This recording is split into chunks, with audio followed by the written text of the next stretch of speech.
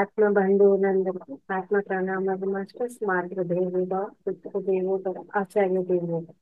మనకి ఇంత చక్కటి ధ్యానాన్ని జ్ఞానాన్ని అందించినటువంటి బ్రహ్మర్షి పితామహ పత్రిజీ గారికి, రమణ మహర్షుల వారికి, మహావతార్ బాబా గారికి, సమస్త గురుమండలానికి, ఈ భూమాతకు, ప్రకృతిమాతకు, ఈ విశ్వానికి అందరికీ కూడా ఆత్మ నమస్కారాలు.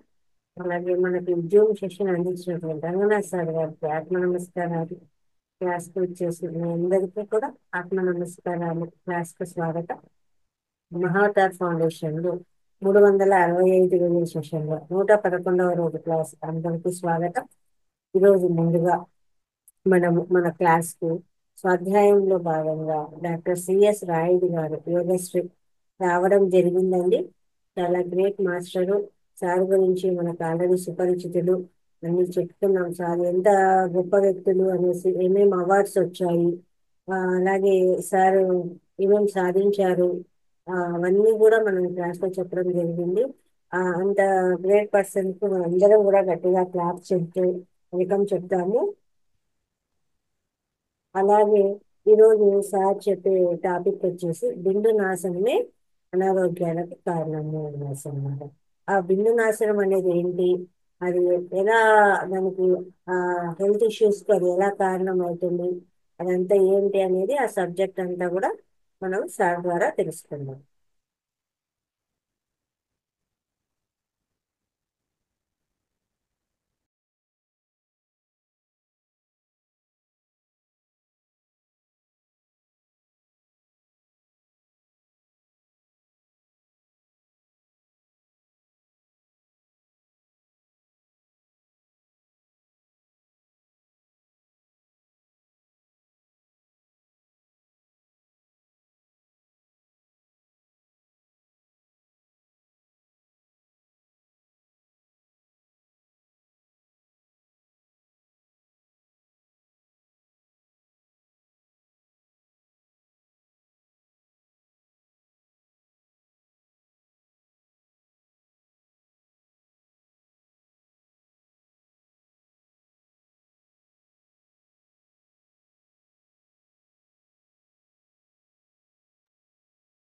సార్ ఫోన్ సరిగా పెట్టుకోండి సార్, అది ఉల్టా ఉంది. ఫోను ఇలా తిప్పించింది అనమాట, స్ట్రైట్ గా లేదు.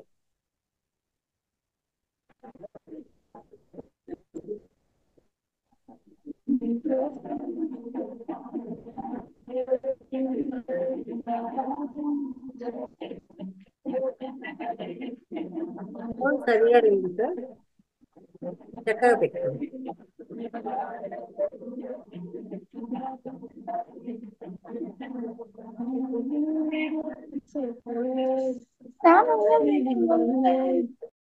ఓకేనా మేడం?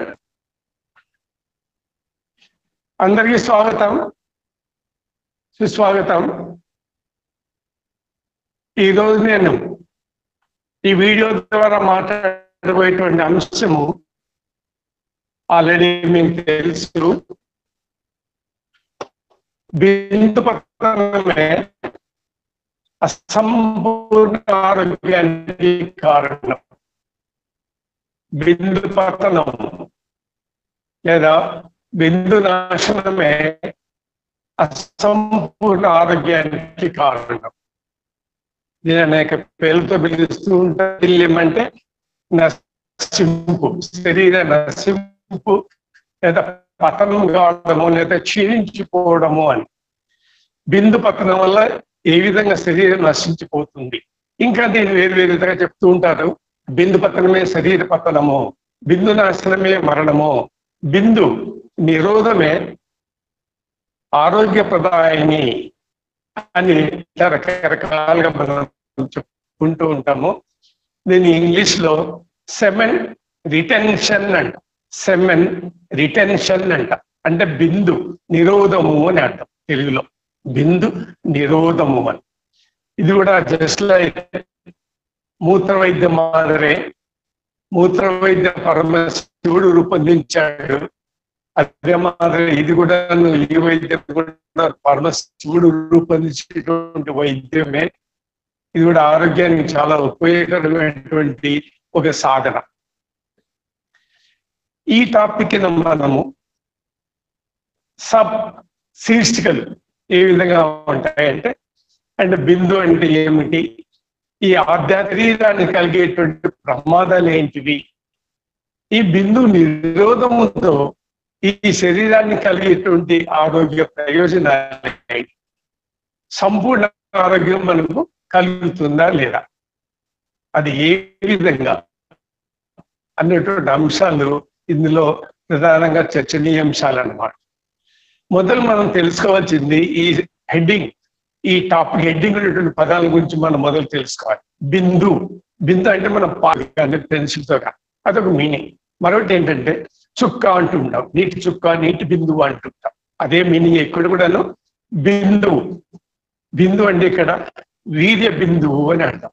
ఈ బిందు అనే పదానికి మనం రెండు విధాలుగా అర్థం చేసుకోవాలి. బిందు అంటే పురుషుని యొక్క వీర్యము, శుక్లము, అది మేల్ సెమినల్ ఫ్లూయిడ్ అంట. అదే మాదిరి ఈ బిందు అన్నది స్త్రీలకు కూడా వర్తిస్తుంది. స్త్రీల విషయంలో దీన్ని ఏమంటాం అంటే మనము ఫిమేల్ సెమినల్ ఫ్లూయిడ్ అంటాం, అంటే శోణితము అంటాం, లేకపోతే రాజస లేదా రజస్సు అంటాం. శుక్ల శోణితములు అని జాయింట్ గా మన పదాలను పిలుస్తుంటాం. కాబట్టి బిందు అంటే పురుషునందు వీర్యము, శుక్లము, స్త్రీ విషయంలో వచ్చినట్లయితే రజస్సు లేకపోతే శోణితము అంటాం అన్నమాట. అది బిందు అంటే. ఇంకా బిందు నాశనము అంటే ఏమంటే బిందు పతనము, బిందు నాశనము, లేదా బిందు స్ఖలనము, లేదా సంపర్కము, లేదా బిందువును చిమ్ముట. ఇంకా సింపుల్ గా చెప్పాలంటే బిందువు శరీరంలో ఉంచి బయటకు పంపించుట అని అంటాం.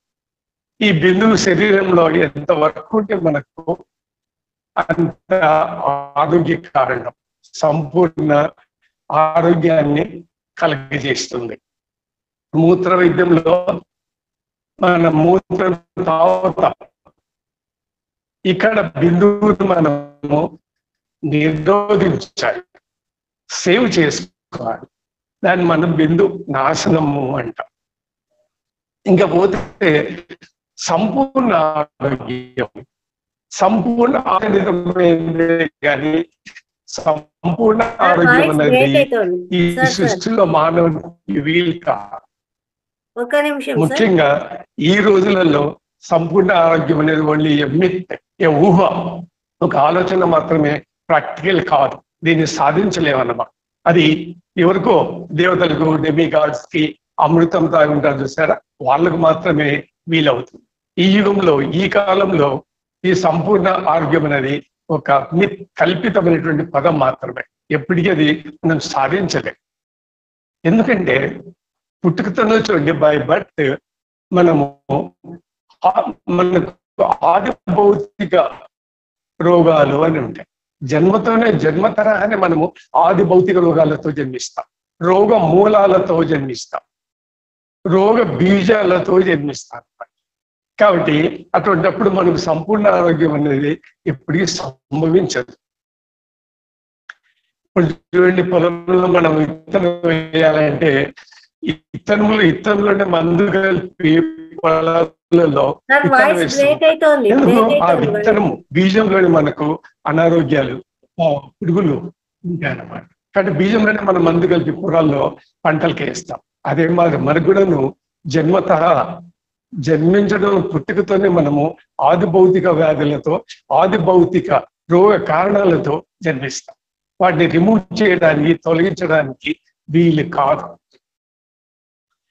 ఉదాహరణకు చూడండి, ఈ రోజు మనకు వచ్చేటువంటి జబ్బులు మూల కారణాలు ఏంటంటే genetic causes.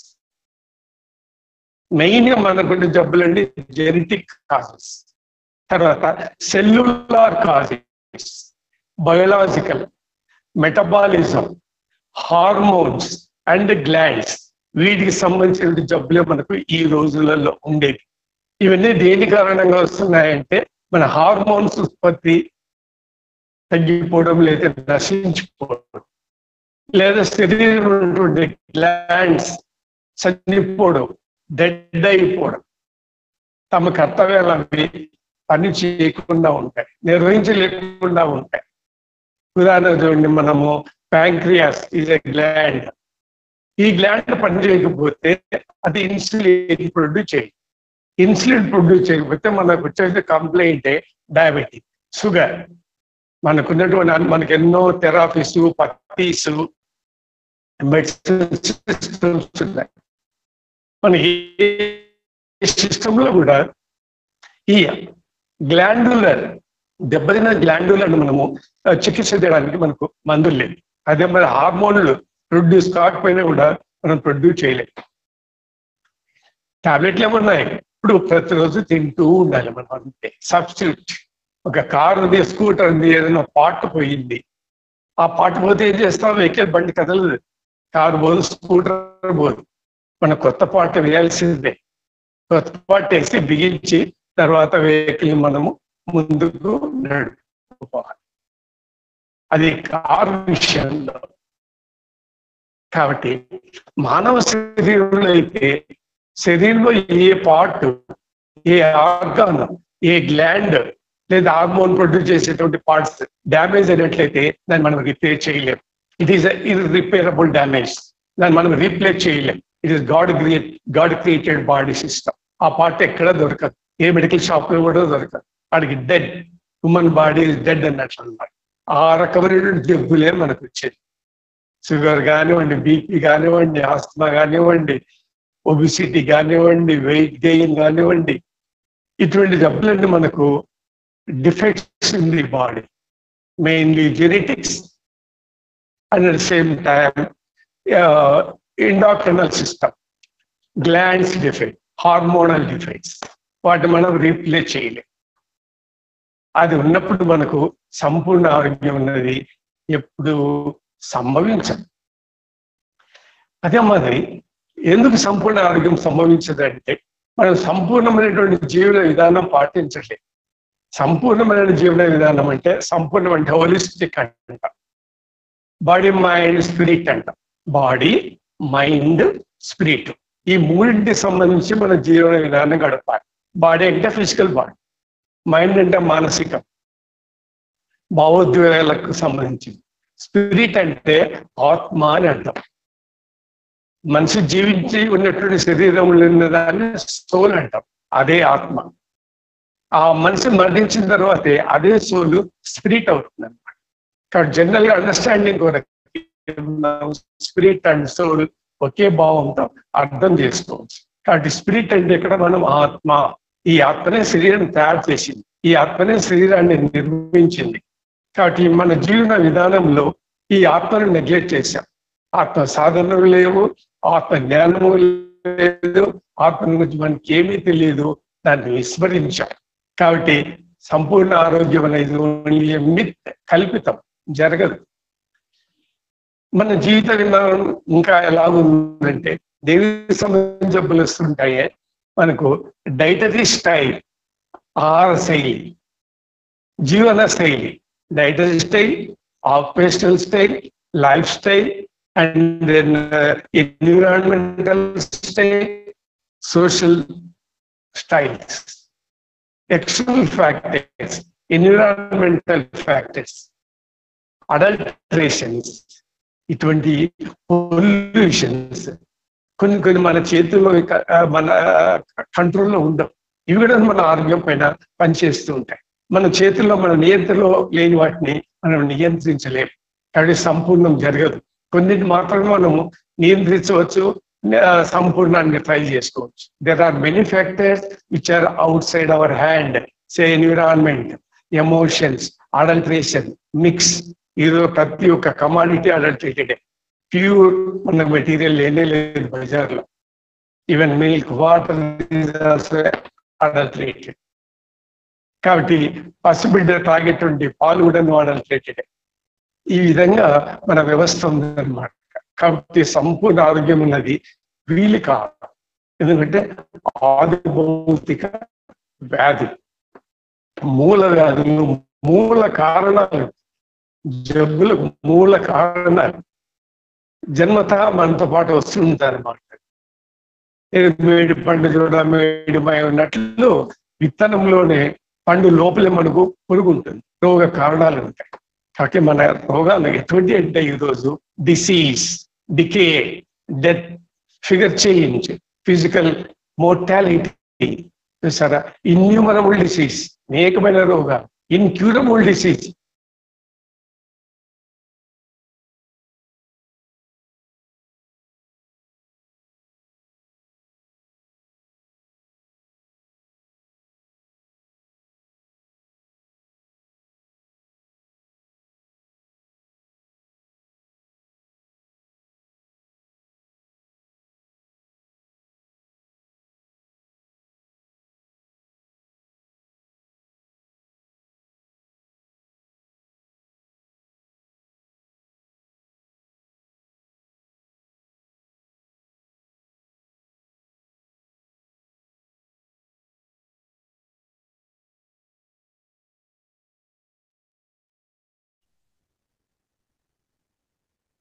Any problem madam?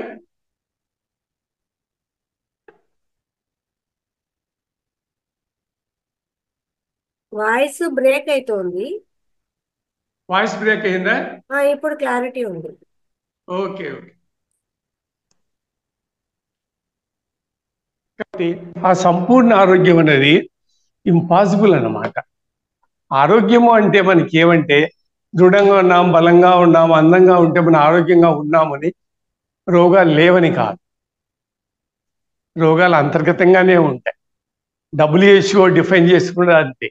మనం ఆరోగ్యంగా ఉన్నామంటే జబ్బులు లేవని కాదు, రోగాలు లేవని కాదు, రోగాలు బాడీలోనే ఉంటాయి అని. కాబట్టి కంప్లీట్ సంపూర్ణ ఆరోగ్యం అంటే ఏమి ఇక్కడ మీనింగ్ తెలుసా? Physically, mentally, spiritually, emotionally, environmentally, ethically, spiritually and socially you must be healthy. ఇన్ని ఆస్పెక్ట్స్లో ఆరోగ్యంగా ఉన్నప్పుడే మన కంప్లీట్ హెల్త్ అంటాం, సంపూర్ణ ఆరోగ్యం అంటాం. కాబట్టి ఇన్ని కోణాలలో ఆరోగ్యంగా ఉన్నటువంటి వ్యక్తి ఈ రోజుల్లో మనకు లభించడం కష్టం. కాబట్టి సంపూర్ణ ఆరోగ్యం అనేది వీలు కాదు. కాబట్టి సంపూర్ణ ఆరోగ్యం అంటే కేవలము అనాటమీ, ఫిజియాలజీ, ఫార్మకాలజీ మాత్రమే కాదు, స్పిరిచువాలిటీ కూడా ఏ పార్ట్ ఆఫ్ లైఫ్. ఆ స్పిరిచువాలిటీ అనేది ఈ రోజుల్లో లోపించింది, లేదు. కాబట్టి ఆ సంపూర్ణ ఆరోగ్యం అనేది మర్చిపోండి. కానీ మనం ఇప్పుడు రెమిడియల్ మెజర్ చూస్తున్నాం అనమాట. పోనీ మన ధ్యాన వ్యవస్థలో, ఆధ్యాత్మిక వ్యవస్థలోకి వచ్చినట్టయితే మనం సంపూర్ణమైనటువంటి యోగం కానీ ధ్యానం కానీ చేస్తున్నామా అంటే మనం సంపూర్ణమైనటువంటి ధ్యానం చేయడం లేదు, అసంపూర్ణమైనటువంటి ధ్యానమే చేస్తాం. అంటే యోగ జీవితంలో ఏదో కొద్ది భాగమే చేస్తున్నాం. అది కూడా కొద్దిమంది ఒక్కొక్కటి చేస్తున్నాం. కొద్దిమంది ఆసనాలు వేస్తే, కొద్దిమంది ధ్యానం చేస్తే, కొద్దిమంది శ్వాస పీలిస్తే, కొద్దిమంది మంత్రాలు చదివితే, ఇది సంపూర్ణమైనటువంటి ధ్యానం కాదు. సంపూర్ణమైనటువంటి ధ్యాన విద్య నేర్చుకోవాలా, సాధన చేయాలి. మనం చేసిన ధ్యాన వ్యవస్థ కూడా అసంపూర్ణమైనదే. మన జీవన విధానంలో మార్పు రావాలి. ఒట్టి ఫ్యాషన్ మీద ధ్యానం చేస్తున్నా, యోగం చేస్తున్నా కాదు, మన జీవన విధానంలోనే మార్పు రావాలి. కాబట్టి అనాథులు యోగులు కూడా ధ్యానం చేసేవాళ్ళు. వాళ్ళు రోగాల కొరకు, రోగం బాగు చేయడానికి ధ్యానం యోగం చేయలేదు. ఆ కాలంలో ఎక్కడ రోగాలండి? ఈ జబ్బులు రోగాలని ఈ కాలంలోనే కదా. వాళ్ళ ఆరోగ్యం కొరకు యోగము ధ్యానం చేయలేదు, స్పిరిచువాలిటీ కొరకు చేశారు, ఆధ్యాత్మిక అభివృద్ధి కొరకు చేశారు. కాబట్టి మన జీవన విధానం, వాళ్ళ జీవన విధానం చాలా వ్యత్యాసం ఉంది. కానీ ధ్యానం చేస్తున్నాం అంటేనే మనకు అన్ని వస్తాయనుకోవడము ఒట్టి అబద్ధం, అపోహ మాత్రమే. జీవన విధానంలో మార్పు రానిది మనం ఏది సాధించలేం. యోగా అంటే జీవన విధానమే, ధ్యానం అంటే జీవన విధానమే. మన పాత జీవన విధానాన్ని మార్చుకోవాలి అన్ని కోణాలలో. వాళ్ళు ఆరోగ్యంగా ఉన్నారు, చిరకాలం జీవించారంటే యోగం చేసి కాదు. మనం అనారోగ్యాలతో బాధపడుతున్నామంటే ధ్యానం చేయని దానివల్ల కాదు, యోగం చేయని దానివల్ల కాదు. ధ్యానానికి, యోగానికి, ఆరోగ్యానికి సంబంధం లేదు. అనారోగ్యం అనేది భౌతికమైనది, ధ్యానమైనది సూక్ష్మమైనది, సూక్ష్మ స్థితిలో జరుగుతుంది. జబ్బు భౌతికమైనది, కాబట్టి భౌతికానికి సూక్ష్మ స్థితులకు సంబంధం లేదు. ఇకపోతే మనము ట్రెజర్ అనేది తెలుసు, సంపద ఐశ్వర్యం అంట, ట్రెజర్ సంపద అంటాం అనమాట. కాబట్టి మనకు కూడా ఉన్న వీర్యం అన్నది ఒక సంపద. ట్రెజర్ ట్రవ్ అనే ఒక వర్డ్ ఉంది. అంటే ఒక సంపద ఐశ్వర్యము భూమిలో దాచిపెట్టి ఉంటారు. పెద్ద పెద్ద పాత్రల్లో కానీ, పింగాణి కానీ, టిన్ను కానీ, లేకపోతే చెక్క కానీ, కంచు పాత్రలు దాచిపెట్టి ఉంటారు. దాన్ని లంక బిందెలు అంటారు, దాన్ని ట్రెజర్ ట్రవ్ అంటారు. దాని ఓనర్ ఎవరో తెలియదు, అది రహస్యంగా ఉంటుంది. భూగర్భంలో ఉండొచ్చు, కప్పుల్లో ఉండొచ్చు, గోడల్లో కూడా ఉండొచ్చు. అది పూర్వీకులు దాచిపెట్టి ఉంటారు, దాని ఓనర్ ఎవరో తెలియదు. అంత రహస్యంగా ఉంటుంది ఆ ఐశ్వర్యము, సంపద. అదే మరి మన శరీరంలో ఉండేటువంటి రహస్యమైన సంపద ఏది అంటే వీర్యము. వీర్యం కూడా ఒక ట్రెజర్, ఒక ఐశ్వర్యం. ఇది ఎటువంటి ఐశ్వర్యం అంటే wealth of health, not material wealth, బంగారు, గోల్డ్, సిల్వర్, డైమండ్, పెరట్స్ కాదు. Wealth of health. ఇది ఎలా ఉందంటే లంకె బిందెల మాదిరి రహస్యంగా, గుప్తంగా మన శరీరంలో దాచిపెట్టి ఉంది. ఈ రహస్యం తెలుసుకున్న వాళ్ళు చాలా తక్కువ మంది, ఆ రోజుల్లో మహాయోగులు తప్ప. వాళ్ళు ఆరోగ్యాన్ని కాపాడుకున్నారంటే వీర్యంతోనే కాపాడుకున్నారు. వీర్యాన్ని దాచిపెట్టడంతోనే, వీర్యాన్ని నిరోధించడంతోనే వాళ్ళు ఆరోగ్యంగా జీవించారు. కాబట్టి ఇది ఒక సంపద, ఐశ్వర్యము. మెటీరియల్ వెల్త్ కాదు, భౌతిక సంపద కాదు, వెల్త్ ఆఫ్ హెల్త్, ఆరోగ్య సంపదమైనటువంటి ఒక సంపద మన శరీరంలో నిక్షిప్తంగా ఉంది. అదే బిందువు. పురుషుల విషయంలో వీర్యము శుక్లం అంటాం, స్త్రీల విషయంలో శోణితము లేదా రజస్సు అంటాం. ఇది ఒక సంపద. దీన్ని మనం సేవ్ చేసుకోవాలి, ప్రొటెక్ట్ చేసుకోవాలి, ప్రిజర్వ్ చేయాలి, లాక్ చేసి పెట్టాలి. So saved, preserved, conserved and protecting. దీన్ని కాపాడుకో. దీని తర్వాత మరి మనం తీసుకునేది ఏముండదు. ఆరోగ్యం రావాలంటే మనం బయట నుంచి ఏమన్నా తీసుకోవడం కాదు, శరీరంలో ఉన్నటువంటి ఔషధ శక్తులని, ఆరోగ్య శక్తులని మనం కాపాడుకోవాలి దాన్ని. ఎందుకంటే ఇది natural gift, God given gift, God given medicine. ఇది ఒక ఔషధం అనమాట, దివ్య ఔషధం అనమాట ఈ బిందువు అన్నది. ఆ ఔషధాన్ని మనం కాపాడుకోవాలి. Save, protect, preserve, conserve and lock it. దాన్ని వృధా చేయరా, స్ఖలనం చేయరా, లేదా చిమ్మివేరా, శరీరం నుంచి బయటికి పంపించకూడదు, నిరోధించాలి. అది దాని యొక్క లక్షణం. ఇది అమృతం, ఇది అమృతం, జీవశక్తి, ప్రాణశక్తి. శతమానం భవతి, శతాయుష్మాన్ భవ అని ఊరికి మంత్రం చదివితే మనకు ఆరోగ్యం రాదు. ఈ విధంగా మనం జీవన విధానం మార్చుకోవాలి. యోగులు చేసేది అదే. అందులో ఒకటి వీర్య నిరోధం. యోగులు సాధన చేసి అభ్యాసం చేస్తారు, అందుకే చిరకాలం జీవిస్తారు, ఆరోగ్యంగా జీవిస్తారు. వాళ్లకు దైవ సంబంధమైనటువంటి శక్తులు, సిద్ధులు కూడా లభిస్తాయి. అంతేగాని మన జీవన విధానం శైలి మార్చకుండా కూర్చుంటే శక్తులు, సిద్ధులు వచ్చి ఊడిపడతాయి, ఆరోగ్యం వచ్చి ఊడిపడుతుంది అనుకుంటాం. లేదు, మన జీవన విధానంలో ప్రతి అడుగు స్టెప్లో మార్పు రావాలా. వచ్చినప్పుడే ఆరోగ్యం వస్తుంది. ధ్యానం, యోగం అంటే పని కూర్చొని చేయడం కాదు, జీవన విధానంలో మార్పులు రావాలి. ఆ జీవన విధానం పాటించిన వాళ్ళే యోగులు. కాబట్టి యోగ జీవితం అంటే జీవన విధానాన్ని మార్చుకోవడం అని. కాబట్టి వీర్య నిరోధే అమృత్. వీర్యాన్ని ఎవరు నిరోధించుకుంటారో, ఎవరు కాపాడుకుంటారో అదే అమృత్. అది అమృతంతో సమానం. అమృతం ఏం చేస్తుంది? ఆరోగ్యాన్ని ఇస్తుంది, లాంగ్విటీ ఇస్తుంది, డివైన్ పవర్స్ ఇస్తుంది, చిరకాలం జీవిస్తారు. దాంతో సమానమైందే వీర్యం. దేవతలు అమృతం తాగుతారు, మనం అమృతం మనకు తెలియదు. ఉన్నదాన్ని కాపాడుకోవడమే అమృతం. కాబట్టి బిందువు ఇది అమృతం, అమృత, నెక్టార్, ఎలిక్సిర్. దాన్ని కాపాడుకుంటే మీరు అమృతం తాగినట్లే, అమృతంతో సమానం. సర్వవ్యాధిని వినాశయేత్, దేహదోషం వినాశయేత్. మీ దోషాలు, రోగాలు సర్వం నాశనం అయిపోతాయి. అది ఆ వీర్యం యొక్క గొప్ప పని. అసలు వీర్యం అంటే మూత్రం, వీర్యం అంటే దాని మూలం అంటే it is a bio product. A seminal fluid, biofluid, chemical fluid, a type of genetic material. మానవ శరీరం సారం యొక్క సూక్ష్మాంశం వీర్యం. మన శరీరం ఉంది, ఈ శరీరం సారం ఉంటుంది. ఆ సారం యొక్క సూక్ష్మాంశం ఏదుందో ఆ సూక్ష్మ సారమే వీర్యం.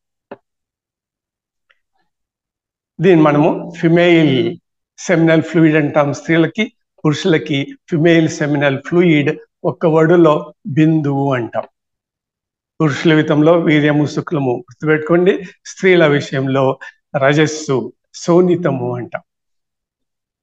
దీంట్లో ఏముంటుంది? ఈ శోణితం ఏముంటాయి? స్పర్మ్స్ ఉంటాయి, జీవ కణాలు ఉంటాయి, స్పర్మటోజువా అంటాం. ఈ స్పర్మటోజువా అనేది పురుషుల యొక్క వీర్యంలో ఉంటుంది. స్త్రీల యొక్క శోణితంలో ఏముంటుందంటే ఎగ్ సెల్స్ ఉంటాయి, లేకపోతే ఎగ్ అనుకోవచ్చు, ఓవా అంటాం మెడికల్ సైన్స్, లేదా ఓవం అంటాం. కాబట్టి ఈ సెమినల్ ఫ్లూయిడ్ ఎప్పుడైతే ఓవంతో ఫెర్టిలైజ్ అయినట్లయితే అది మనకు ఫలీకరణ అంటాం, ఫలదీకరణ అంటాం. దాని యొక్క ఫలితమే సంతానం. అది వీర్యం యొక్క గొప్పతనం. అదొక దైవ పదార్థం. దాంట్లో దివ్యశక్తి ఉంది, దైవశక్తి ఉంది, ఆత్మశక్తి ఉంది. కాబట్టి ఒక వర్డ్ కూడా మీరు తెలుసుకోవాలి, ఇజాకులేషన్ అనే సైన్స్ వర్డ్ అనమాట. ఇజాకులేషన్ అంటే వీర్యాన్ని శరీరం నుంచి బయటికి పంపడము, సంపర్కము, చిమ్మడము, వదిలివేయటము బయటకు అని మీనింగ్. కాబట్టి ఒక్క మారు ఎజాకులేషన్ అయిపోయిందంటే వీర్యము దగ్గర 2 నుంచి 5 మిల్లీమీటర్ల వీర్యం బిందువు వృధా అయిపోతుంది. ఇందులో 2.5% స్పర్మ్ జీవకణాలు ఉంటాయి. ఒక బిందువు పోయిందంటే ఆ బిందులో కొన్ని లక్షల జీవ కణాలు ఉంటాయి. అంటే ఒక్క మారు ఎజాకులేషన్, ఒక మారు చిమ్మినట్లయితే, ఒక మారు వీర్యం బిందువు బయటికి పోయినట్లయితే దాంట్లో 200 నుంచి 300 వరకు 300 మిలియన్ల జీవకణాలు ఉంటాయి. ఒక్కొక్క జీవకణం ఒక్కొక్క శరీరాన్ని తయారు చేస్తుంది. అంటే 200 నుంచి 300 శరీరాలు 3 మిలియన్ల శరీరాలు తయారు కావడానికి ఎంత శక్తి కావాలో అంత శక్తి మనకు ఈ ఎజాకులేషన్ లో, ఈ సంపర్క సమయంలో శరీరం నుంచి బయటకు వెళ్ళిపోతుంది. కాబట్టి ఎంత శక్తి తగ్గిపోతుందో చూడండి. కాబట్టి 40 చుక్కల బ్లడ్ అయితే మనకు ఒక డ్రాప్, ఒక బిందువు వీర్యం తయారవుతుంది. చూసారా? కాబట్టి ఒక బిందువు మనకు రక్తం తయారు కావాలంటే 600 నుంచి 700 వరకు మనకి కాలరీస్ కావాలి. అన్ని కాలరీస్ మనం తీసుకుంటే కానీ ఒక బిందువు రక్తం తయారు కాదు. మనం ఎంత శక్తి వృధా చేస్తున్నామో చూడండి. కాబట్టి మనం ఒక 40 కిలోల ఆహార పదార్థం భోజనం తీసుకున్నట్లయితే మనకు 1 కిలో రక్తం తయారవుతుంది. 1 కిలో రక్తంలో మనకు 2 తులాల వీర్యం తయారవుతుంది. ఈ ప్రకారం ఒక్కొక్క రోజు 1 కిలో తప్పుడు 30 రోజులుగా మనం 30 కిలోల భోజనం ఆహారం తీసుకున్నట్లయితే 1.5 తులం వీర్యం ఉత్పత్తి అవుతుంది. ఒక్క మారు సంపర్కం జరిగినట్లయితే 1.5 తులం వీర్యము వేస్ట్ అయిపోతుంది, వృధా అయిపోతుంది. అంటే 30 రోజులు మనం శక్తి సంపాదిస్తే భోజనం చేసి విటమిన్స్ ప్రోటీన్స్ తిని అది ఒక సంపర్కంలో శరీరం నుంచి బయటికి వెళ్ళిపోతుంది. ఇంకా శరీరంలో ఎంత శక్తి నశించిపోయిందో ఒక్క మారు మీరు ఆలోచన చేయండి. ఆ విధంగా ఉంటుందన్నమాట ఈ దైవశక్తి, ఈ వీర్యంలో ఉండే శక్తి. ఈ శక్తి ఆరోగ్యంగా ఏ విధంగా ఉపయోగపడుతుంది అనేది చివరకు మన టాపిక్ లో తెలుసుకునేటువంటి అంశం. ప్రమాదాలేంటి, ప్రయోజనాలేంటి, రెండింటి గురించి కూడా మనము తెలుసుకుంటాం.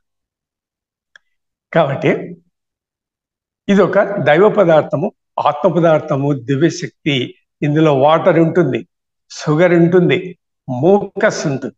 మూకస్ అంటే జెల్లీ లైక్ పదార్థం, లైక్ గమ్ పదార్థం ఉంటుంది. తర్వాత విటమిన్స్ ఉంటాయి బిందువులో. సి విటమిన్ ఉంటుంది, B12 విటమిన్ కూడా ఉంటుంది, పొటాషియం ఉంటుంది, ఫాస్ఫేట్ ఉంటుంది, కాల్షియం ఉంటుంది, సోడియం ఉంటుంది, జింక్ ఉంటుంది. కాబట్టి బిందువు వేస్ట్ అయిపోయినట్లయితే ఇందులో ఉన్నటువంటి విలువైనటువంటి రాసాయనిక పదార్థాలన్నీ మనం శరీరం నుంచి బయటికి పోయినట్లే దానికి సంబంధించినటువంటి జబ్బులు మనకు వస్తూ ఉంటాయి. ఇందులో ఇంకా మనకి ఇతర ఎంజిమ్స్ కూడా ఉన్నాయి. ఎంజిమ్స్ ఉన్నాయి, హార్మోన్స్ ఉన్నాయి, న్యూట్రిషన్స్ ఉన్నాయి, 5 నుంచి 25 వరకు కాలరీస్ కూడా ఉన్నాయి. బిందు has its own characteristic features like volume, quality, quantity, taste and flavour. దానికి సంబంధించిన లక్షణాలన్నీ దానికి ఉంటాయి. ఇది ఎక్కడ ఉంటుందంటే పెల్విస్ అనేటువంటి ఆర్గన్లో ఉత్పత్తి అవుతుంది, తయారవుతుంది, అది అక్కడే నిల్వ అవుతాయి. అదే మరి ఇంకొక ఆర్గన్ ఉంది, దాని కాలం మనం విజికల్స్ అంటాం. ఈ విజికల్స్ లో ఒక ద్రవం స్రవిస్తుంది. ఆ ద్రవం ఒక ఆర్గన్. ఆ ద్రవం స్రవించిన ద్రవము ఈ వీర్యంలో కలుస్తుంది. ఈ రెండు కలిసి ఎజాక్యులేషన్ డక్ట్స్ అనేటువంటి ఒక భాగం మన శరీరంలో ఉంటుంది. Ejaculation duct. ఈ ఎజాక్యులేషన్ డక్ట్ ఏం చేస్తుందంటే ఈ యొక్క బిందువును, వీర్య బిందువును లేదా రజో బిందువును బయటకు నెట్టుతుంది అన్నమాట. అది ప్రయాణమై వచ్చేటువంటి దారిలోనే మనకు ప్రోస్టాట్ గ్లాండ్ అనేటువంటి గ్లాండ్ మార్గం ద్వారా దాన్ని టచ్ చేసుకొని బయటకు వచ్చేస్తుంది. అందుకే పురుషులకు ముఖ్యంగా ప్రోస్టాట్ గ్లాండ్ జబ్బులు వస్తుంటాయి, క్యాన్సర్ జబ్బులు వస్తుంటాయి. ఈ మధ్యకాలంలో చాలా విపరీతంగా ఉన్నాయి ఈ జబ్బులు. వెరీ సీరియస్ ప్రాబ్లం, అది deadly problem, very minor, very delicate operations. కాబట్టి లేడీస్ కూడా ఉంటుంది. That is called female prostate gland, males prostate gland. ఈ రెండు వేరు వేరు అన్నమాట. కాబట్టి ఆ గ్లాండ్ మీదుగా వెళ్ళిపోతుంది. పోయే ముందరగా ఒక తెల్లటి రంగుతో కూడినటువంటి మిల్కీ ఫ్లూయిడ్ తయారై అది వీర్యంలో కలిసిపోతుంది. అందుకే వీర్యం తెల్ల కలర్లో ఉంటుంది. ఈ విధంగా కలిసి మొత్తం వీర్యము తయారవుతుంది. మొత్తం వ్యవస్థ అంతా ఇదన్నమాట. మన శరీరంలో ఉండేటువంటి వీర్యం తయారయ్యేటువంటి ప్రసక్తి. ఇది ఎలా తయారవుతుంది? దైవశక్తి, దైవ నిర్ణయం, సృష్టి నిర్మాణం, గాడ్ క్రియేటెడ్ ప్రాసెస్. అంటే మనం దైవ వ్యవస్థని మనం ఆలోచించాలి. ఎవరు దైవం, ఎవరు ప్రొడ్యూస్ చేస్తున్నారు? దైవశక్తి మనలో ఎలా ఉంది చూడండి. సృష్టి విధానంలో హైరార్కీ ఆఫ్ గాడ్ ఎలా ఉందో, పరాపరం నుంచి పరము, పరము నుంచి శివము, శివం నుంచి బిందువు, బిందువు నుంచి నాదము, నాదం నుంచి సదాశివం, సదాశివం నుంచి మహేశ్వరం, మహేశ్వరం నుంచి రుద్రం, రుద్రం నుంచి విష్ణువు, విష్ణువు నుంచి బ్రహ్మ, బ్రహ్మ నుంచి ఆత్మ. ఈ ఆత్మశక్తి బ్రహ్మకి ఎట్లా వచ్చిందంటే పరమశివుని దగ్గర నుంచి పొందుతాడు. ఈ సృష్టి నిర్మాణం కొరికి ఆయనకు ఆత్మశక్తి అవసరమైంది. అది వేరే చరిత్ర. ఆయన ధ్యానం చేస్తే ఆ పరమశివుడు ఆ శక్తిని ఇస్తాడనమాట, ఆత్మశక్తిని బ్రహ్మకు. ఆ శక్తితోనే సృష్టి నిర్మాణం అంతా జరుగుతుంది. ఆత్మాశ్రయ జనితమే సృష్టి అంతా. ఆత్మ లేదు, ఏది లేదు, ఏ దేవుడు లేడు. బ్రహ్మ కూడా సృష్టించలేదు సృష్టిని, ఆత్మ సృష్టించింది. తర్వాత ఈ ఆత్మ, ఆత్మ నుంచి పంచభూతాలు. పంచభూతాలు ఏంటివి? ఆకాశము, వాయువు, అగ్ని, జలము, పృథ్వీ. 5 వచ్చింది. ఈ పృథ్వీ నుంచి ఏమొస్తాయి? మనకు పంట, అన్నం, భోజనం దొరుకుతుంది. జలం తాగుతాం, చూసావా? ఈ రెండు మనం అన్నం తింటున్నాం, నీళ్లు తాగుతున్నాం. ఈ రెండు కడుపులోకి పోయిన తర్వాత కడుపులో అగ్ని కూడా ఉంది. ఈ అగ్నితో ఇది అరిగిపోతుంది. దాన్ని సిట్రిక్ యాసిడ్, జఠరరసం అంటాం. ఈ వేడి అగ్ని అన్ని పంచభూతాలే. ఈ మొత్తం వ్యవస్థ అంతా పంచభూతాలతోనే జరుగుతుంది.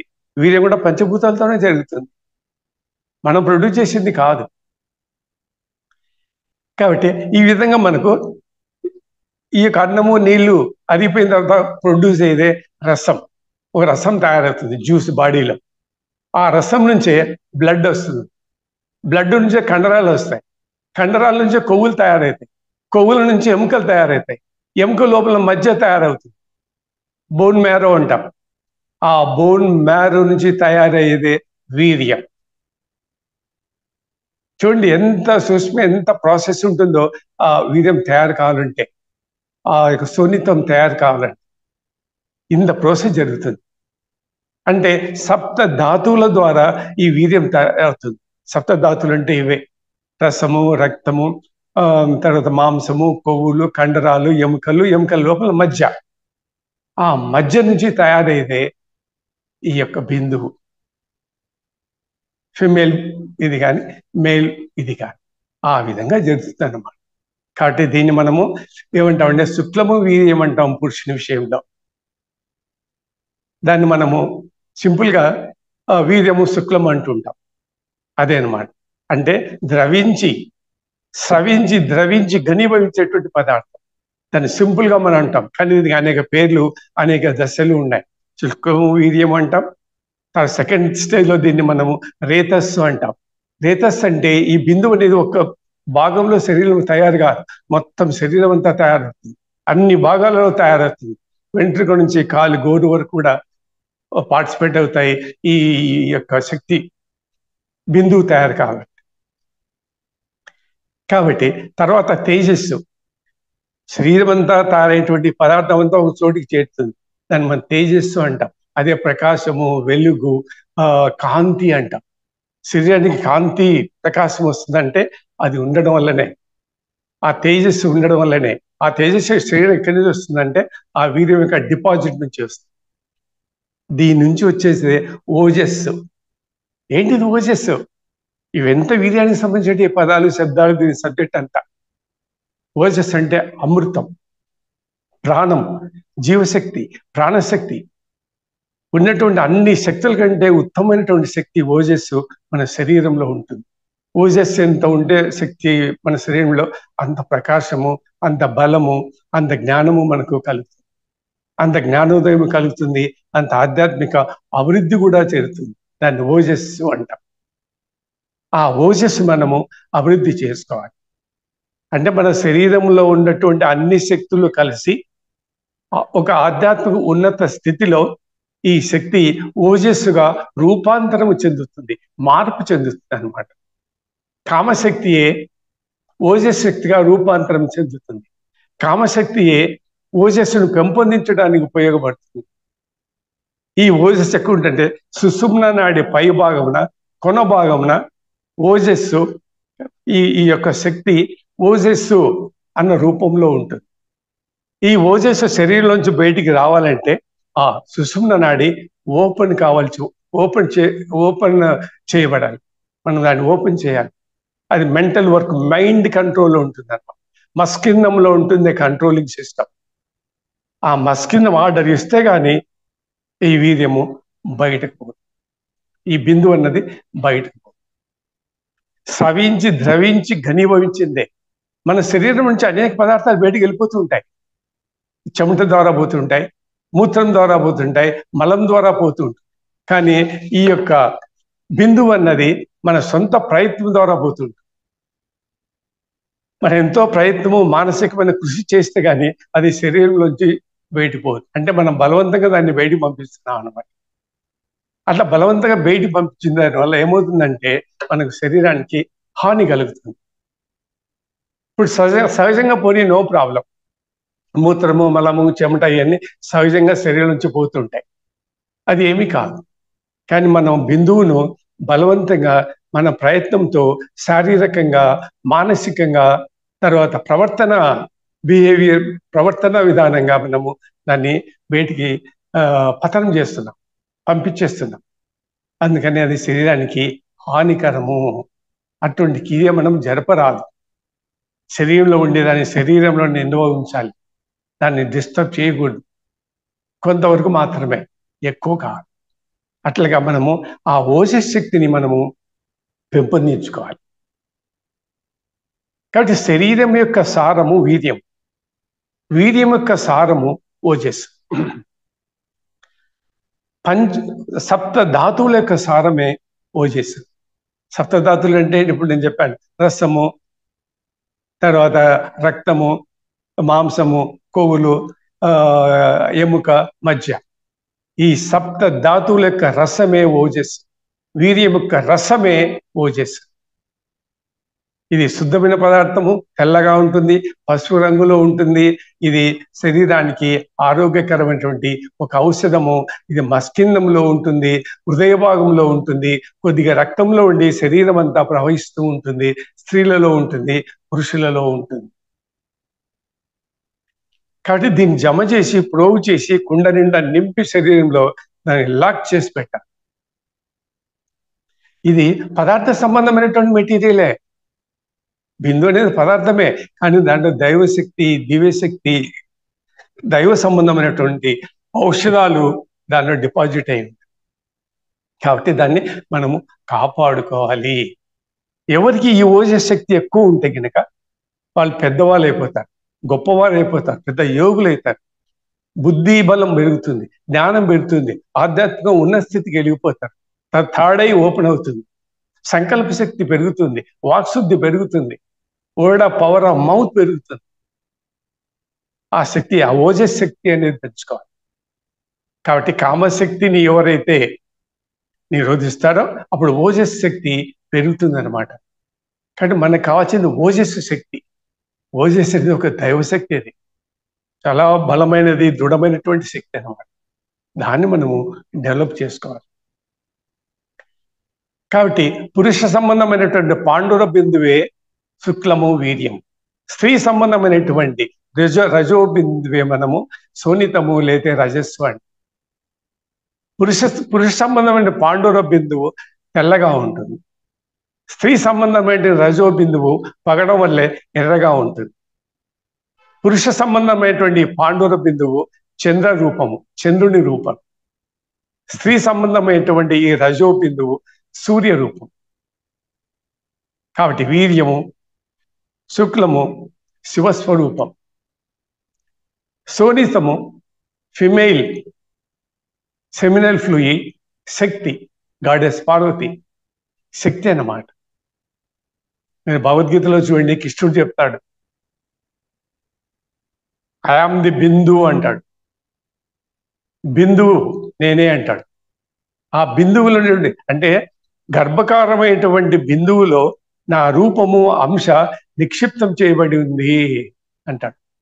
భగవద్గీత చదవండి, ఆ బిందువులో ఏముందో మనకు తెలుస్తుంది. పరమాత్మ యొక్క శక్తి ఉంది.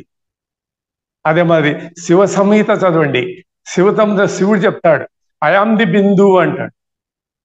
ఐ ఆమ్ ది బిందు, రజో బిందువు శక్తి, ఆది శక్తి. కాబట్టి ఎన్ని శక్తులు దాంట్లో డిపాజిట్ ఉన్నాయో చూడండి.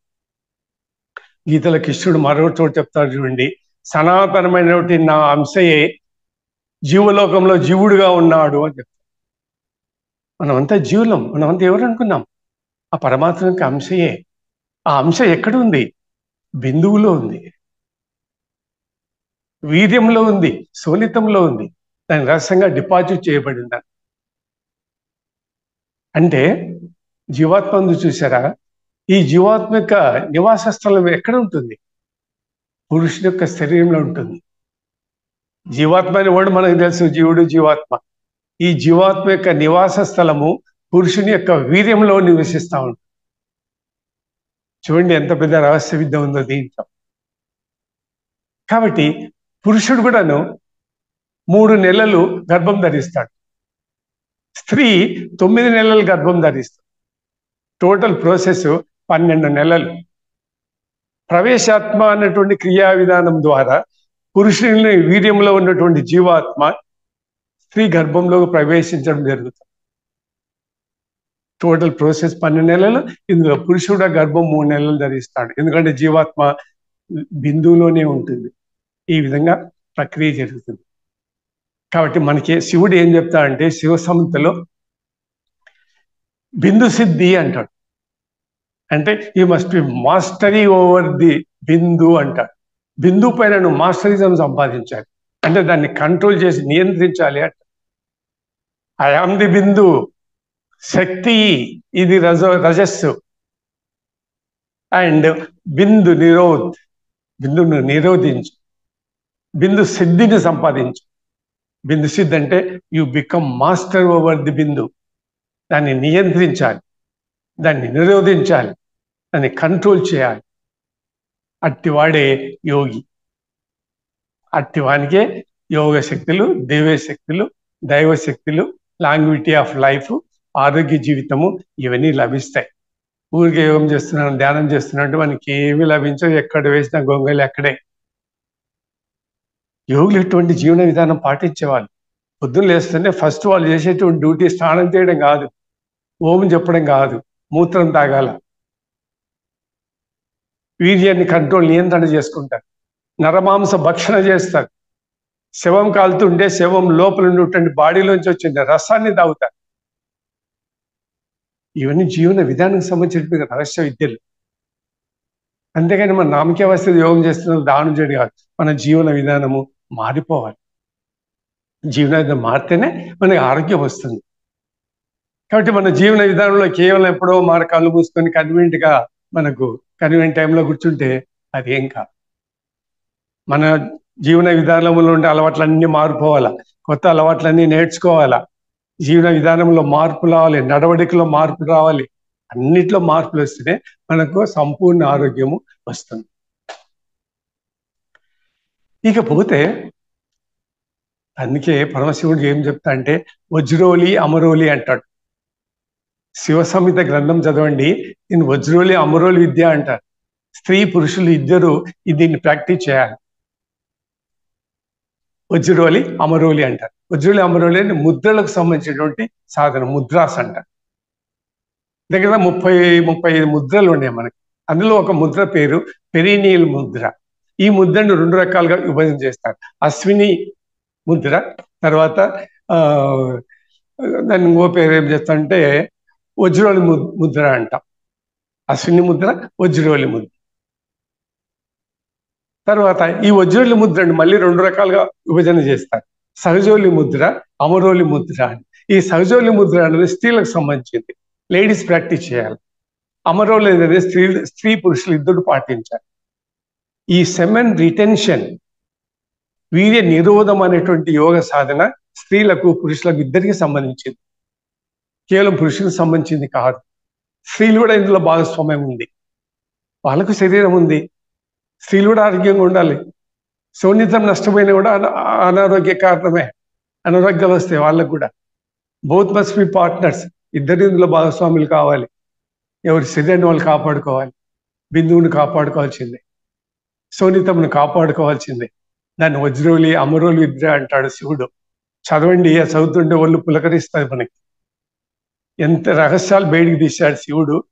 మన ఆరోగ్యానికి ఈ శరీరంలో ఉండే రహస్యాలన్నీ బయటికి తీసి చెప్తాడు. ఈ వజ్రోలి అమరోలి విద్య అంట. అమరోలి అంటే అమర్ హై అంటే ఫిజికల్ ఇమ్మోర్టాలిటీ, శాశ్వతత్వం, మరణం లేని స్థితి. ఫిజికల్ ఇమ్మోర్టాలిటీ మనకు వస్తుంది దీన్ని సాధన చేస్తే. అటువంటి సాధన చేయాలి, అప్పుడు మనకు సంపూర్ణ ఆరోగ్యము కలుగుతుంది. చూడండి, మనం ల్యాండ్కి నీరు, ఎరువులు వేస్తే ల్యాండ్ ఫెర్టైల్ అవుతుంది, సారవంతం అవుతుంది. భూమిలో ఉండే సారాన్ని అంతా చెట్టు పీల్చుకుంటుంది. చెట్టు మధ్యలో ఈ రసం ప్రయాణం చేస్తూ ఉంటుంది. ఈ రసం చెట్టు తిరిగి కొమ్మలకి, ఆకులకి, పువ్వులకి, పండ్లకు అందిస్తూ ఉంటుంది. అట్లే మానవ శరీరంలో కూడా ఈ రసము, ఈ వీర్య రసము, బిందు రసము శరీరానికంతా శక్తిని ప్రసారం చేస్తుంది అన్నమాట. చెట్టు చూడండి, తన బాడీ లోపల ఉన్నటువంటి రసాన్ని బయటికి పంపదు. అందుకే చెట్టు చాలా కాలం జీవిస్తుంది. 500 ఏళ్ల సంవత్సరాల చెట్లు ఉన్నాయి, 1000 ఏళ్ళ సంవత్సరాల జీవించిన చెట్లు కూడా ఉన్నాయి. కానీ మానవుడు తన రసాన్ని, వీర్యాన్ని శరీరం నుంచి బయటికి పంపిస్తుంది. చెట్టు పంపదు. చెట్టు తనలోని రసాన్ని, వీర్యాన్ని తనలోనే ఉంచుకుంటుంది. కానీ మనము సంపర్కం ద్వారా, స్ఖలనం ద్వారా ఈ శరీరం నుంచి బయటికి పంపిస్తున్నాం. అదే చెట్టుకు మనకు ఉన్నటువంటి డిఫరెన్స్. అందుకే చెట్టు 1000 ఏళ్ళు బతికే చెట్లు ఉన్నాయి, 500 సంవత్సరాలు జీవించిన చెట్లు ఉన్నాయి. మానవుడు 50 ఏళ్ళు, 60 ఏళ్ళు. డిఫరెన్స్ ఏం తెలుసా? ఆ రసాన్ని దాచిపెట్టుకోవడమే. చెట్టు తన రసాన్ని బయటికి పంపదు. భూమిలోంచి తీసుకున్నటువంటి రసాన్ని తన ట్రంక్ భాగాల నుంచి బయటికి పంపదు. మనం వీర్యాన్ని బిందువును బయటకు పంపిస్తున్నాం, వేస్ట్ చేస్తున్నాం. అందుకే మన శరీరం పతనం అయిపోతుంది, క్షీణించిపోతుంది, రోగాలకు గురి అవుతుంది, త్వరగా నశింపు జరుగుతుంది, వినాశనం అయిపోతుంది. అతి త్వరగా వినాశనం వచ్చిన కారణం ఏమంటే మనము వీర్యాన్ని శరీరం నుంచి బయటికి పంపిస్తున్నాం. శరీరం నుంచి కొన్ని పదార్థాలు ఆటోమేటిక్ బయటకు పోతుంటాయి, చెమట ద్వారా, మూత్రం ద్వారా, మలం ద్వారా. కానీ వీర్యం అనేది తనంతకు దానిగా బయటకు పోదు. శారీరకంగా, మానసికంగా, తర్వాత ప్రవర్తన, మన బిహేవియర్ వల్ల బలవంతంగా కృషితో మనం బయట పంపిస్తున్నాం. అది ప్రమాదం. అట్లా జరగకూడదు. సహజంగా శరీరం తనంతకు తానే బయట పంపించుకోండి, విసర్జన చేయనివ్వండి, మూత్రం కానీ, మలం కానీ, చెమట కానీ. కానీ ఈ బిందువు అనేది తనంతకు తానుగా అది శరీరం నుంచి బయటకు పోవడం లేదు. మనం బలవంతంగా ప్రత్యేక శ్రమతో, ఒక క్రియతో, మానసిక ప్రవర్తనతో, భావోద్వేగాలతో, భావవేశాలతో మనం బయటికి పంపిస్తాం. ఫీల్ చేస్తుంది అన్నమాట శరీరంలో ఉన్నటువంటి భాగాలు. మనకు అనారోగ్యాలు కలిగితే శరీరము క్షీణించిపోతాం. ఇది దాని యొక్క రహస్యం. ఇకపోతే దీనివల్ల ప్రమాదం ఏంటి? మెయిన్ మనం పాయింట్ ఇదే. ఏ విధంగా అనారోగ్యానికి ఇది ప్రమాదం? పరమశివుడు ఏం చెప్తాడు తెలుసా? వీర్య పతనమే బిందు పతనమే శరీర పతనము, బిందు నాశనమే శరీర శైథిల్యము. శైథిల్యం అంటే శరీరం శిల అయిపోడు, పనికి రాకుండా పోడు, శైథిల్యం నశించిపోదు. కాబట్టి వీర్యాన్ని నిరోధించండి అని చెప్తాడు. కాబట్టి ఎక్కడైతే బిందువు నాశనం అవుతుందో అది సూయిసైడల్, ఆత్మహత్యతో సమానము అంటాడు. వీర్యం ఇక్కడ పతనమైందో, వీర్యం ఎవరు నాశనం చేస్తున్నారో సూయిసైడల్, నీకు ఆత్మహత్యతో సమానం. అది ఆత్మహత్య పాపం, ఆత్మహత్య నేరం. కాబట్టి ఏం జరుగుతుంది తెలుసునా? పాప సంబంధమైనటువంటి జబ్బులు వస్తాయి, పాపంతో కూడినటువంటి అనారోగ్యాలు వస్తాయి. ఎందుకంటే బిందు నాశనం, బిందువులో జీవకణాలు ఉంటాయి, జీవులు నశించిపోతాయి. ఒక్క మారు వీర్యం బయటిపోయిందంటే బిందువులు ఎజాకులేషన్లో 200 నుంచి 300 మిలియన్ల స్పర్మ్స్ బయటికి వెళ్ళిపోతాయి. 300 మిలియన్లు జీవకణాలు నశించిపోతాయి. ఒక్కొక్క జీవకణం ఒక్కొక్క శరీరం తయారవుతుంది. ఒక్కొక్క శరీరంలో ఎంత శక్తి ఉంటుంది? 300 బిలియన్ల శరీరానికి ఎంత శక్తి ఉంటుంది? అంత శక్తి మన శరీరం నుంచి బయటపోతుంది. కాబట్టి ఆత్మహత్యతో సమానము, అది మరణము, ప్రాణాంతకము, ప్రాణంతో సమానము. మృత్యు కొని తెచ్చిపెట్టుకున్నట్లే, మృత్యును ఆహ్వానించినట్లే, మరణానికి సిద్ధమైనట్లే అంటారు. అది ఎవరి ఎక్స్పీరియన్స్ వాళ్ళది. ఇది సోషల్ ఇష్యూ. ప్రతి వ్యక్తికి అనుభవమైనటువంటి వ్యక్తి అనుభవంగా ఎవరికి వాళ్ళు తెలుసుకోవాలి. కాబట్టి వీర్య పతనంతో బలం దక్కుతుంది, స్ట్రెంత్ పోతుంది, దృఢత్వం పోతుంది, స్టామినా పోతుంది, వైటాలిటీ పోతుంది, లైఫ్ ఫోర్స్ తగ్గిపోతుంది, శరీరము బలహీనమవుతుంది, శరీరము నిస్సారమవుతుంది, నిర్జీవమవుతుంది, సారవిహీనమైపోతుంది. సారం ఉంటేనే శరీరం, సారం లేకపోతే శరీరం లేదు. అది నిస్సారమైపోతుంది, నిర్జీవమైపోతుంది. దానివల్ల మనకి ఏం కలుగుతుందంటే premature diseases, premature death. Premature disease అంటే ఎప్పుడు ఏ వయసులో మనకు అప్పుడు ఆ జబ్బులు రావాలనో ఆ జబ్బులు అప్పుడు రాకుండా ముందుగానే వస్తుంది. యంగ్ ఏజ్లోనే మనకి జబ్బులు వస్తుంది, బర్త్తోనే జబ్బులు వస్తుంది, జన్మత మనకు ఆదిభౌతిక జబ్బులు వస్తుంటాయి. దానికి కారణం ఏమంటే మూలం అదే, జన్మత premature death, premature diseases, premature ageing.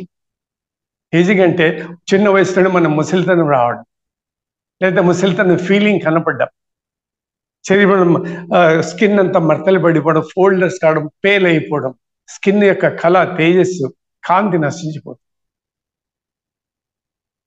ఆ విధంగా శరీరం తయారవుతుంది. కాబట్టి కామం వల్ల క్రోధం పెరుగుతుంది, క్రోధం వల్ల అవివేకం పెరుగుతుంది, అవివేకం వల్ల విజ్ఞానం నశిస్తుంది, విజ్ఞానం వల్ల మతిమరుపు కలుగుతుంది, మతిమరుపు వల్ల శరీర వినాశనం కలుగుతుంది. ఇన్ని ప్రక్రియలు ఉంటాయి ఇందులో. అణువు, కణువు, ధాతువు, కోవా, ఈ 4 పదార్థాల వల్లనే ఈ శరీరం నిలిచి ఉంది. ఈ శరీరంలో ఈ 4 పదార్థాలు ఉండే రసం బయటకు పోయిందంటే వీటి యొక్క సామర్థ్యము, శక్తి తగ్గిపోతుంది. అణువు, కణువు, ధాతువు, కోవా. ఆ కోవాలో ఉన్నది రసం. మధ్య, బోన్ లోపల ఉంటుంది, ఎముకల లోపల ఉంటుంది మధ్య, అది కోవా. ఆ కోవలో ఉండే రసం అంతా పోతుంది. సో హృదయ గ్రంథులు, ధాతువులు, జీవాణువులు, ప్రాణువులు అన్ని తమ తమ శక్తిని కోల్పోతాయి. తమ శక్తిని కోల్పోతాయి, అది వీక్ అయిపోతాయి. శరీరానికి బలము, సపోర్టు ఎముకలు కాదు, నరాలు. నరాలు బలహీనమైపోతాయి. మనిషి కూలిపోతాడు, వాలిపోతాడు. నరముల బలహీనతకు కారణము వీర్యపతనమే. మనం మోకాళ్ళు అనుకుంటున్నాం, మోకాలు కాదు మనకు సపోర్ట్, నరాలు. ఆ నరాలు బలహీనమైపోతాయి. ముఖ సౌందర్యం, చర్మ కాంతి నశించిపోతుంది. చర్మాన్ని ఫోల్డ్స్ ఏర్పడుతుంది, పేల్ అయిపోతుంది, మడతలు పడతాయి. కాబట్టి ముఖ సౌందర్యం నశించిపోతుంది, చర్మకాంతి నశించిపోతుంది, చర్మ సౌందర్యం కూడా నశించిపోతుంది. ఓల్డ్ ఏజ్ మనకు త్వరగా వచ్చేస్తుంది. ఓల్డ్ ఏజ్ ఫీలింగ్స్ కనిపిస్తాయి, అర్లీ ఏజ్లోనే ఓల్డ్ ఏజ్ ఫీలింగ్స్ కనిపిస్తాయి. ఆయు ప్రమాణం తగ్గిపోతుంది. వీర్యాన్ని నిరోధించండి, మీ ఆయుస్సు మినిమము 15 నుంచి 20 ఏళ్ళు పెరుగుతుంది. పెరగడమే కాకుండా లైఫ్ అంతా a happy life, good life, no disease, no decay, good health and normal living లభిస్తుంది. కానీ అంత వయస్సు మనం పోగొట్టుకుంటున్నాం. వీర్య పతనం వల్ల మనకు అంత ఆయుష్ తగ్గిపోతుంది. అదే మాదిరి ఈ నశింపు జరిగినట్లయితే ఈ బిందువు శరీరంలో తయారు కావాల్సినటువంటి కొన్ని ఔషధాలు తయారు కావు, నశించిపోతాయి. దాని శక్తి పోతుంది. ఈ రసం ఉంటేనే ఆ ఔషధాలు తయారవుతాయి. దాన్ని బయోమెడిసిన్ అంట. శరీరంలో అనేకమైనటువంటి రసాయనాలు తయారవుతాయి, మందులు తయారవుతాయి. అందులో మూత్రం ఒకటి, వీర్యం ఒకటి, ఆర్ రజస్సు ఒకటి, సున్నితం. కాబట్టి దాంట్లో రసాయనం ఉత్పత్తి చేసేటువంటి శక్తి సామర్థ్యాలు తగ్గిపోతాయి. అణువు, కణువు, ధాతువు, కోవ యొక్క శక్తి బలహీనమైపోతుంది. ఇన్ని సాధారణంగా అందరికి వచ్చేటువంటి అనుభవాలే. కానీ మనం కనుక్కోవాలి, గ్రహించాలి. యోగి అంటే, జ్ఞానం అంటే ఇదే. జీవన విధానంలో మార్పు రావంటే ఈ మార్పులే రావాలా. కళ్ళు మూసి కూర్చోవడం జ్ఞానం కాదు, మార్పు కాదు, అది ధ్యానమే కాదు, అది భౌతిక స్థితి. ఎక్కడ వేసిన గొంగలి అక్కడే ఉంటుంది, ఏ మార్పు రాదు మనకి. జీవన విధానం మారాలి, నీ అలవాట్లలో మార్పు రావాలి. అవి కూడా ఏంటి అలవాటు అంటే బాహ్య అలవాట్లు కాదు, అంతర్లీనమైన అలవాట్లు మనం చర్చించుకుంటున్నాం. ఉదాహరణకి మూత్రం కానీ, వీర్యం కానీ, ఇటువంటి 10-12 క్రియలు ఉన్నాయి. ఇవన్నీ రహస్య విద్యలు. యాక్చువల్గా ఈ వీర్య పతనం అనే సబ్జెక్ట్ నేను చెప్పరాదు. పరమ పవిత్రమైనటువంటి సబ్జెక్ట్ ఇది, చాలా సీక్రెట్గా ఉండాలి. నేను ఎందుకు మీ పైన ఆసక్తి పైన టాపిక్ మీకు చెప్పడం జరుగుతుంది. అయినా పర్వాలేదు, 10 మందికి ఉపయోగపడేది కాబట్టి మారాలి. అయితే ప్రజలు మారాలి. ఆ మార్పు అనేది రావడం లేదు. అదే మరి చూడండి, మనకు మనోవృత్తులు ఉంటాయి, చిత్తవృత్తులు ఉంటాయి, బుద్ధి వృత్తులు ఉంటాయి, ఇంద్రియ వ్యాపారాలు ఉంటాయి. ఇంద్రియాలకు కొన్ని వ్యాపారాలు, కర్తవ్యాలు ఉంటాయి. వీటి యొక్క సామర్థ్యం తగ్గిపోతుంది. చూడండి, ఇంద్రియాలకు సామర్థ్యం తగ్గిపోతుంది, బుద్ధి యొక్క సామర్థ్యం తగ్గిపోతుంది, చిత్తం యొక్క కర్తవ్యాలు తగ్గిపోతాయి. మనో చాంపల్యం జరుగుతుంది, చిత్త చాంపల్యం జరుగుతుంది. చాలా సూక్ష్మమైనటువంటి ప్రభావాలు ఇవన్నీ మనకు తెలియదు, వీటి నుంచి ఆలోచించడం లేదు. మనం యోగులం, ఇటువంటి విషయాలని బయటకు తీయాలి. ఎక్కడెక్కడ ఇది ప్రభావితం అవుతుంది, శరీరంలో ఏ భాగంలో ప్రభావితం అవుతుంది, అది ఈ జ్ఞానాన్ని మనం సంపాదించాలి. దాన్ని మనము అప్లై చేసుకోవాలా నిత్య జీవితంలో. కాబట్టి మనోవృత్తులు, చిత్తవృత్తులు, బుద్ధి వృత్తులు, ఇంద్రియ వ్యాపారాల యొక్క సామర్థ్యం, శక్తి, సమర్థత తగ్గిపోతుంది. మనస్సు జడమైపోతుంది. మనస్సు చైతన్య స్థితిలో ఉండాలి. రసం మూలము, మూల పదార్థం, శరీర సారం యొక్క సూక్ష్మ పదార్థం ఏదైతే ఉందో అది నశిస్తే మనస్సు జడమైపోతుంది. వ్యక్తికి స్ట్రెస్, టెన్షన్స్, యాంగ్జైటీ, డిప్రెషన్, ఫ్రస్ట్రేషన్కు గురి అవుతాడు. స్ట్రెస్సెస్ వస్తుంది అనమాట. మానసికంగా బలహీనత ఏర్పడుతుంది, మానసిక రోగాలు వస్తాయి, మనోవైకల్యం కలుగుతుంది, భావావేశాలు కలుగుతాయి, భావోద్రేకాలు కలుగుతాయి. శరీరంలో ఎప్పుడు ఒక అలజడి, కోలాహలం, ప్రకంపనలు కలుగుతూ ఉంటాయి. నరాల స్పందన డిఫరెంట్గా ఉంటుంది, రక్త ప్రసారం సరిగా ఉండదు. మైండ్ తయారు చేసే, ఉత్పత్తి చేసే రెండు ఆలోచనల యొక్క ఉత్పత్తి, ప్రవాహము, దాని స్పీడు, దాని యొక్క సామర్థ్యము తగ్గిపోతుంది. జ్ఞాపకశక్తి తగ్గిపోతుంది. గుర్తుపెట్టుకోలేము ఎక్కువ విషయాలు. అల్జీమర్ జబ్బు వస్తుంది. విషయాలను మనం అనలైజ్ చేయలేం. మైండ్కు స్పష్టత ఉండదు, ఎక్కువ మెమరీ పవర్ ఉండదు, తగ్గిపోతుంది, జ్ఞాపకశక్తి ఉండదు, మనిషి ఇర్రేషనల్ అయిపోతుంది. ఏదో ఇంటుంటే ఏదో రిప్లై ఇస్తుంటాడు, అని మైండ్ పనిచేయదు. మైండ్లో ఉండే సారం కూడా వెళ్ళిపోయి ఉంటుంది. ఆ విధంగా జ్ఞాపక శక్తి కూడా నశించిపోతుంది. భయం, మనిషికి భయం కలుగుతుంది, భీతి కలుగుతుంది, భ్రాంతి కలుగుతుంది, మోహం కలుగుతుంది. ఆకలి, దప్పిక, నిద్ర, సోమరితనము, నిర్లిప్తత ఇటువంటి ఏర్పడతాయి మనిషికి. ఇది పోయినట్లయితే, ఆ సారం తగ్గిపోయినట్లయితే శరీరంలో సంశయాలు వస్తాయి, డౌట్లు, అనుమానాలు. తర్వాత మనిషికి మనోధైర్యం తగ్గిపోతుంది. ఈ విధంగా ప్రభావితం అవుతుంది శరీరం పైన. దీనికి సంబంధించిన జబ్బులే ఈరోజు మనకు వచ్చేటివి. ఈ సైకియాట్రిక్, మానసిక జబ్బులన్నీ దీనికి సంబంధించేటివే. ఈ మందులతో బాగేటి కాదు ఈ జబ్బులు. మన జీవనశైలి మారడంతో వీటిని రాకుండా మనము అదుపు చేసుకోవాలి. ఆ భీతి, భయము, ధైర్యము తగ్గిపోతుంది అన్నమాట. మనోవ్యాధులు వస్తాయి. శారీరకమైన, మానసికమైన, ప్రవర్తనకు సంబంధించిన పీడలు, దరిద్రాలు దాపురిస్తాయి. దరిద్ర రోగాలు దాపురిస్తాయి. ఎంతో మంది విచార గృహాల్లో పడి చనిపోయి నాశనమైన వాళ్ళు ఉన్నారు. అవి దారిద్ర్య సంబంధించినటువంటి అరిష్టాలు, పీడలు దాపురిస్తాయి అన్నమాట. ఈ యొక్క క్రియా విధానం వల్ల ఈ మన కళ్ళ కనపడవు. దాని శక్తి అంటుంటుంది దివ్యశక్తి. ఈ శక్తి వీర్యంలో దైవశక్తి, ఆదిశక్తి ఉంటుంది, శివశక్తి ఉంటుంది. మనకు తెలియదు, అది అంతర్లీనంగా ఉంటుంది అనమాట. వీర్యంలో మనకు తెలియదు, నిక్షిప్తమై ఉంటుంది. అంతర్లీనం అంటే ఏంటి మనకు తెలియదు అనమాట. ఇప్పుడు ఉదాహరణకి వాయువు ఉంది, వాయువులో ఏముంది చెప్పండి? వాయువులో చలన శక్తి ఉంది, మనకు తెలుసా? మన జ్ఞానం సంపాదించడం లేదు. ఆ చలనం ఉంది కాబట్టి వాయు కదులుతుంది, మన స్పర్శ తగులుతుంది, గాలి ఉంది అని చెప్తున్నాం. దానిలో చలనశక్తి లేకపోతే మన వాయువు ఉన్నట్లు తెలియదు. అట్లే మరి ఈ బిందువులో కూడా ఈ యొక్క శక్తి, దివ్యశక్తి నిక్షిప్తమైంది, అంతర్లీనమై ఉంది. మన కాటుక అంటాం. కాటుకలో ఏముంది? కాటుకలో నలుపు ఉంది. మనం నలుపు పెట్టుకుంటున్నాం మనం కదా, కాటుక పెట్టుకుంటున్నాం అంట. కాటుకలో నలుపు ఉంది. ఆ నలుపు గుణం నీకు తెలుసా? అదేమది అంతే.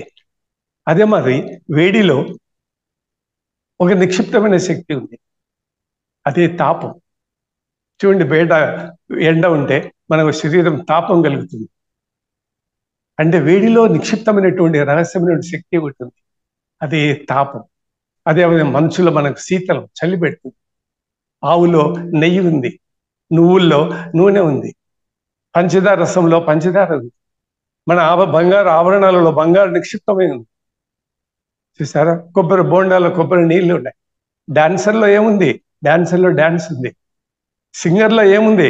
సాంగ్ పాడే గుణం ఉంది. ఒక నటన చేస్తుంటారు, నటిలో ఏముంది? నటన చేసే సామర్థ్యం ఉంది. పెన్ అంట, పెన్నులో ఏముంది? ఇంక్ ఉంటేనే పెన్ను, లేదా పెన్ను కాదు, అది పక్కన పడేస్తాం. దాంట్లో ఇంక్ ఉంది, ఇంక్ శక్తి.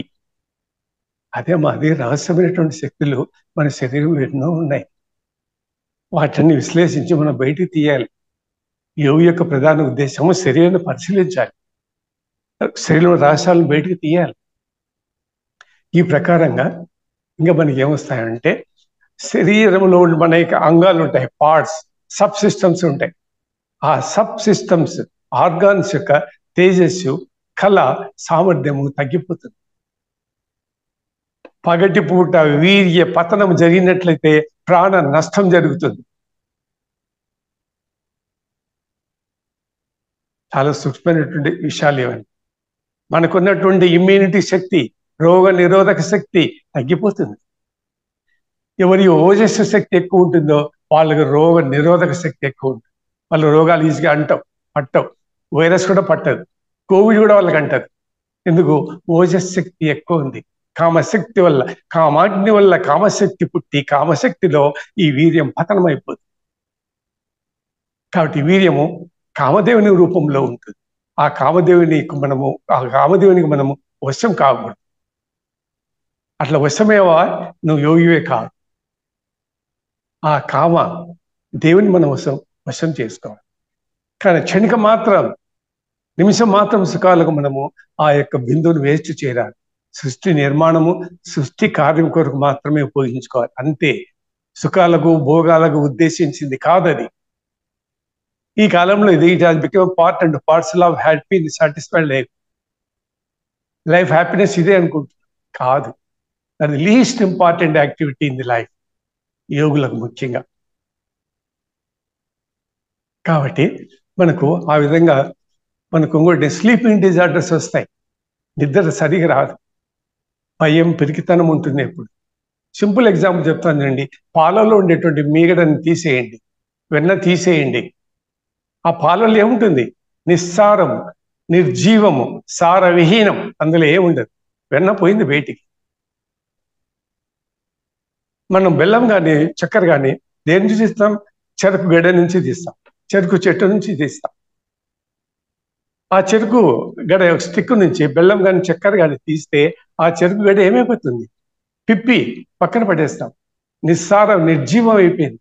దాని నుండి సారం అంతా బెల్లం రూపంలో, గర్ర రూపంలో బయటకు వచ్చేసింది, చక్కెర రూపంలో బయటకు వచ్చింది. ఆ పిప్పి ఏం చేస్తాం? పడేయాల్సిందే. అదే మాదిరి శరీరం కూడా పిప్పి అయిపోతుంది, పనికిరాని శరీరం అయిపోతుంది, కాలిపోతుంది అనమాట, ఈజీగా కాలిపోతుంది. అట్లాగా శరీరం పతనం అయిపోతుంది అనమాట. కాబట్టి వీర్యాన్ని మన నిరోధం చేయడం వల్ల, కాపాడుకోవడం వల్ల మనకు కొన్ని ఆరోగ్య ప్రయోజనాలు చాలా ఉన్నాయి. ఆధ్యాత్మిక ప్రయోజనాలు ఇంకా ఎక్కువ ఉన్నాయి. అంటే self control, self discipline, self confidence, visualisation, ఆధ్యాత్మిక డెవలప్మెంట్, స్పష్టత, మైండ్కి స్పష్టత ఉంటుంది. ఫోకస్ అంటే దృష్టి ప్రసారం శక్తి పెరుగుతుంది. ఆ దృష్టి ప్రసార శక్తి మనకు కావాలి. కాన్సన్ట్రేషన్ పెరుగుతుంది, ఏకాగ్రత పెరుగుతుంది. ఒక విషయాన్ని స్పష్టంగా మనం అనలైజ్ చేస్తాం. దివ్య దృష్టి పెరుగుతుంది, దూరదృష్టి పెరుగుతుంది, దూర సంభాషణ శక్తి పెరుగుతుంది, దూరదర్శన పెరుగుతుంది, దూర శ్రవణం పెరుగుతుంది శక్తి. ఆల్ ఇండియా రేడియో, ఆకాశవాణి శక్తి దూర శబ్దాలను వినే శక్తి పెరుగుతుంది. థర్డ్ ఐ ఓపెన్ అవుతుంది. నాన్ సెన్సువల్ పవర్ మనకు వస్తుంది, అంటే అతీంద్రియ శక్తులు వస్తాయి, సూపర్ న్యాచురల్ పవర్స్ మనకు వస్తాయి. సిక్స్త్ సెన్స్ పెరుగుతుంది. చూడండి, కుండలి శక్తి యాక్టివేషన్ సులభమవుతుంది, చక్రాల ద్వారా ప్రయాణం చేయడం సులభమవుతుంది. ఫిజికల్ ప్లేన్ నుంచి మనం ఈజీగా మెంటల్ ప్లేన్కి వెళ్ళిపోతాం. కానీ ఎప్పుడు మనం ఫిజికల్ ప్లేన్లోనే ఉంటాం, ఎందుకంటే ఫిజికల్ బలహీనం అయిపోయింది కాబట్టి మనం ఎప్పుడు ఫిజికల్ భౌతిక ప్లేన్లోనే ఉండిపోతాం. స్పిరిచువల్ ప్లేన్కి మనం పోవాలంటే మీకు ఓజస్ శక్తి ఉండాలి, ఓజస్సు శక్తిని పెంపొందించుకోవాలి. ఓజస్ శక్తి అన్నది వీర్యం కాదు, గుర్తుపెట్టుకోండి, బిందువు కాదు. బిందువులో ఉన్నటువంటి ఒక శక్తి ఓజస్సు, తేజస్సు, ప్రకాశము, వెలుగు అన్నమాట. అమృత శక్తి అది. అయితే ఎవరికైతే కామ సంకల్పము, భోగ సంకల్పము, మైథున సంకల్పము, క్రీడా సంకల్పము ఉంటుందో దాన్ని ఇచ్చ అంటాం. ఆ ఇచ్చ యొక్క స్పృహయే ఓజస్. అంటే ఆ స్పృహ మీకు రాకూడదు. ఇది కామ సంకల్పం, కామ కోరికలు, మైథునం క్రియ, ఆ యొక్క సంకల్పం అనమాట, ఇచ్చ అనమాట. ఆ ఇచ్చ యొక్క స్పృహ ఆలోచన ఎప్పుడు కలుగుతుందో, ఆ ఆలోచన ఎక్కడి నుంచి వస్తుందంటే ఓజస్సు నుంచి, ఓజస్సు శక్తి నుంచి పుట్టింది. మైండ్ నుంచి మనకి ఆలోచన రాదు, గుర్తుపెట్టుకోండి. ఓజస్సు నుంచి సెక్సువల్ డిజైర్స్ వస్తాయి. ఈ విధంగా మనం వీర్యాన్ని కాపాడుకుంటే ఆ యొక్క బిందువు యొక్క నాణ్యత మన శరీరంలో పెరుగుతుంది.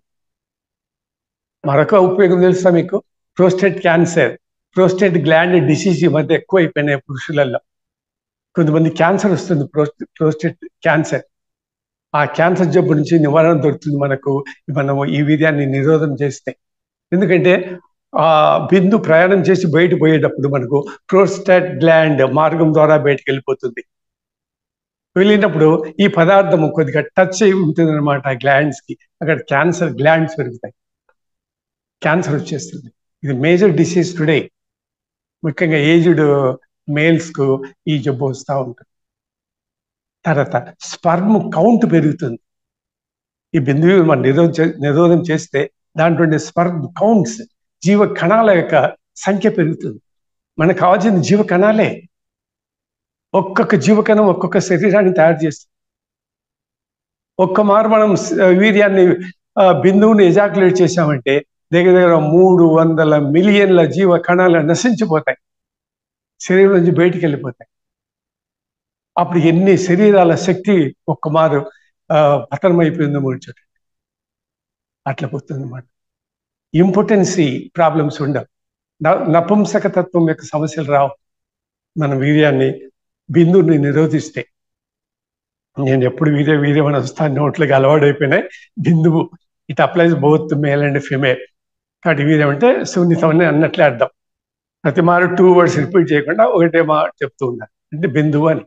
బిందువు అంటే శుక్లము ఉంటుంది, శోణితము, లేకపోతే శోణితము, దాన్ని రజస్ కూడా అంటాం, రజోగుణాలు అంటాం, రజో బిందువు అంటాం స్త్రీలకి. కాబట్టి ఆ మాదిరి మనకు ఎన్నో ప్రయోజనం ఉంటుందని. ట్రీట్మెంట్ జరుగుతుంది, క్యూరింగ్ జరుగుతుంది, ఇమ్యూనిటీ దొరుకుతుంది, లాంగ్విటీ ఆఫ్ లైఫ్ దొరుకుతుంది, ముసలితనము తగ్గిపోతుంది.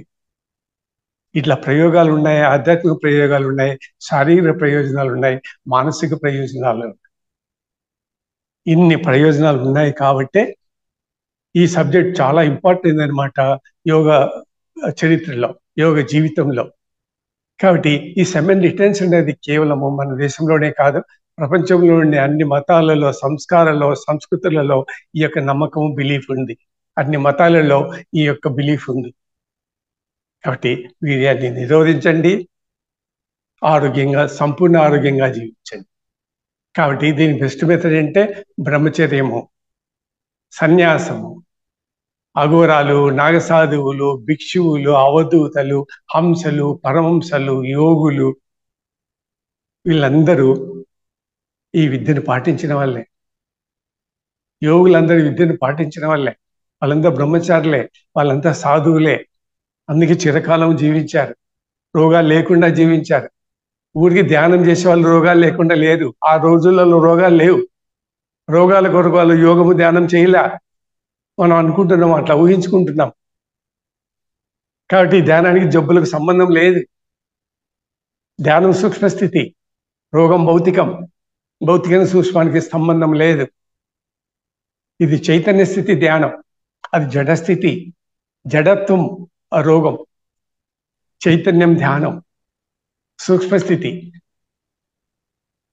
కాబట్టి అటువంటి జీవన విధానాన్ని మనం పాటించాలి.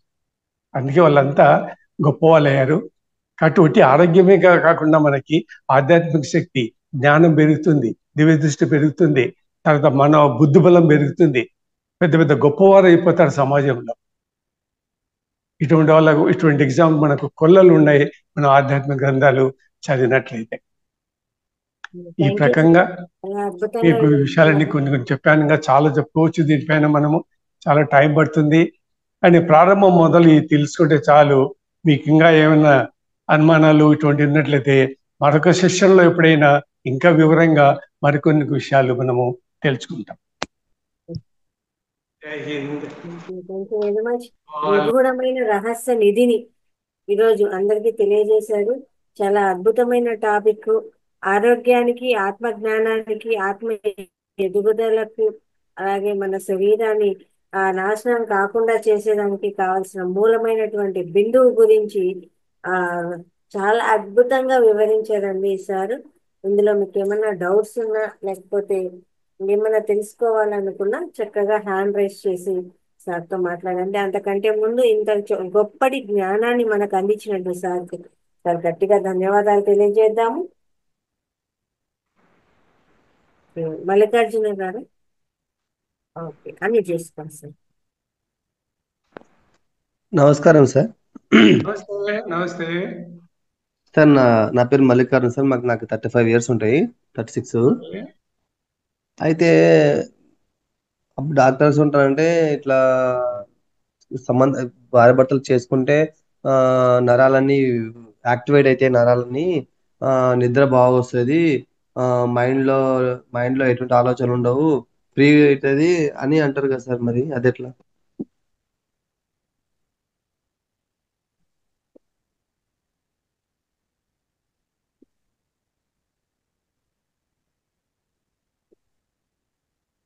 ఓకే, చెప్పండి ఇంకా. అయితే మేము ఇప్పుడు 35 ఇయర్స్ కదా సార్. ఇప్పటి నుంచి మేము కంట్రోల్ ఉండాలంటే కొంచెం కష్టం కదా సార్. ఇప్పుడు ఈ వయసులో ఆ విధంగా ఉండాలంటే. యోగులందరూ అటువంటి వాళ్ళే అండి. మ్మ్. నువ్వన్న 34 వాళ్ళు 15 ఏళ్ల నుంచి సన్యాసులే, మ్మ్. 15 ఏళ్ల వయసు నుంచి వాళ్ళు సన్యాసులే. నువ్వు 30 ఏళ్ళు అంటున్నావు. మ్మ్. అయితే ఇక్కడ ఏం గ్రహించాలంటే మ్మ్. సృష్టి విధానానికి ఎంతవరకు అవసరమో ఉపయోగమో అంతవరకు ఉపయోగించుకోవాలి. నీ వయస్సుతో సంబంధం లేదు ఇక్కడ. ఇది మ్మ్. సృష్టి క్రియేషన్ కు ఉద్దేశించినటువంటి పరమ పవిత్రమైనటువంటి పదార్థం. మ్మ్. సృష్టి క్రియేషన్ అంటే సంతానోత్పత్తికి ఎంత అవసరమో అంతే ఉపయోగించుకోవాలి. సుఖాలకు ఉపయోగించుకోకూడదు. సుఖానికి ఉపయోగించుకుంటే అది పాపం, ఆత్మహత్యతో సమానం. పాపాది రోగాలు వస్తాయి.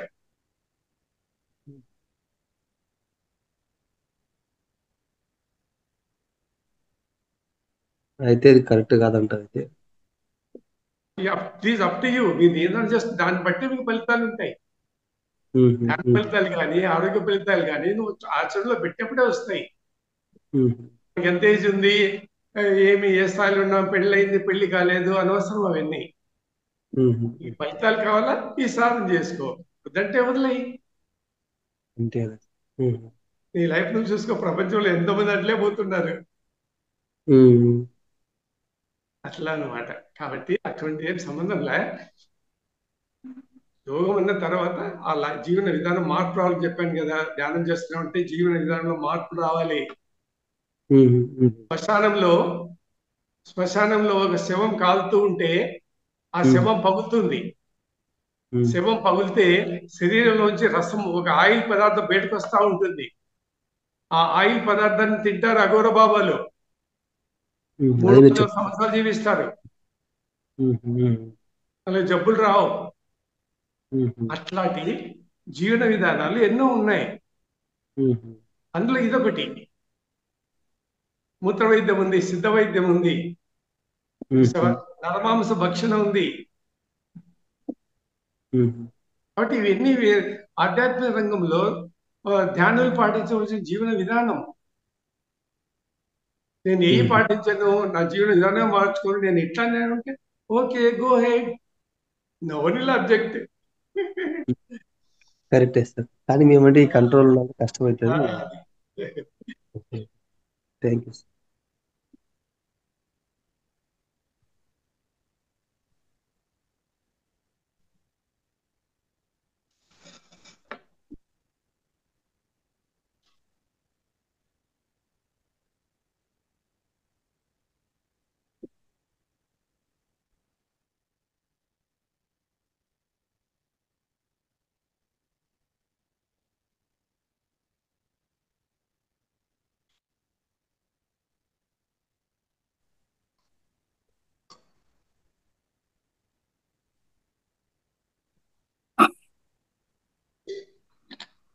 గురుగారు.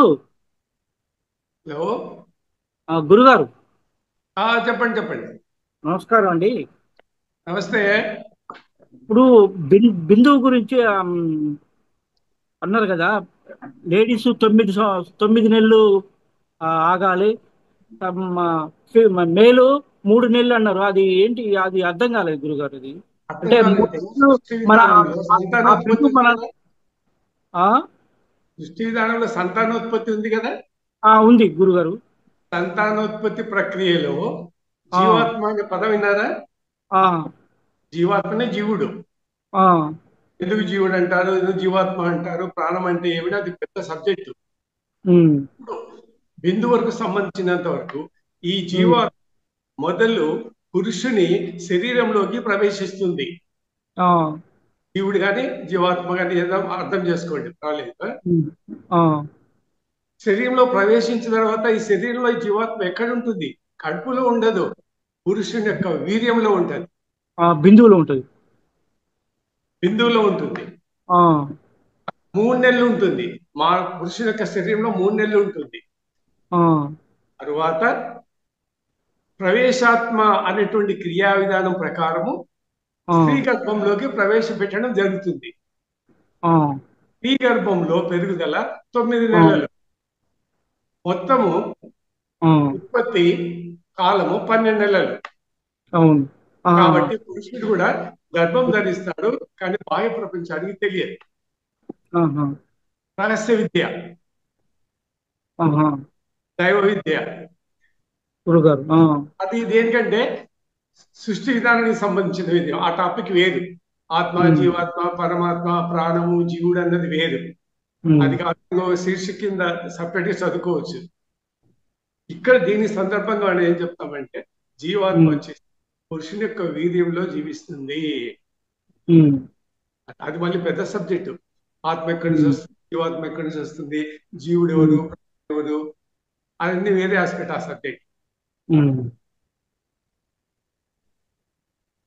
ఇప్పుడు మల్లికార్జున గారు అడిగారు సార్, గురుగారు.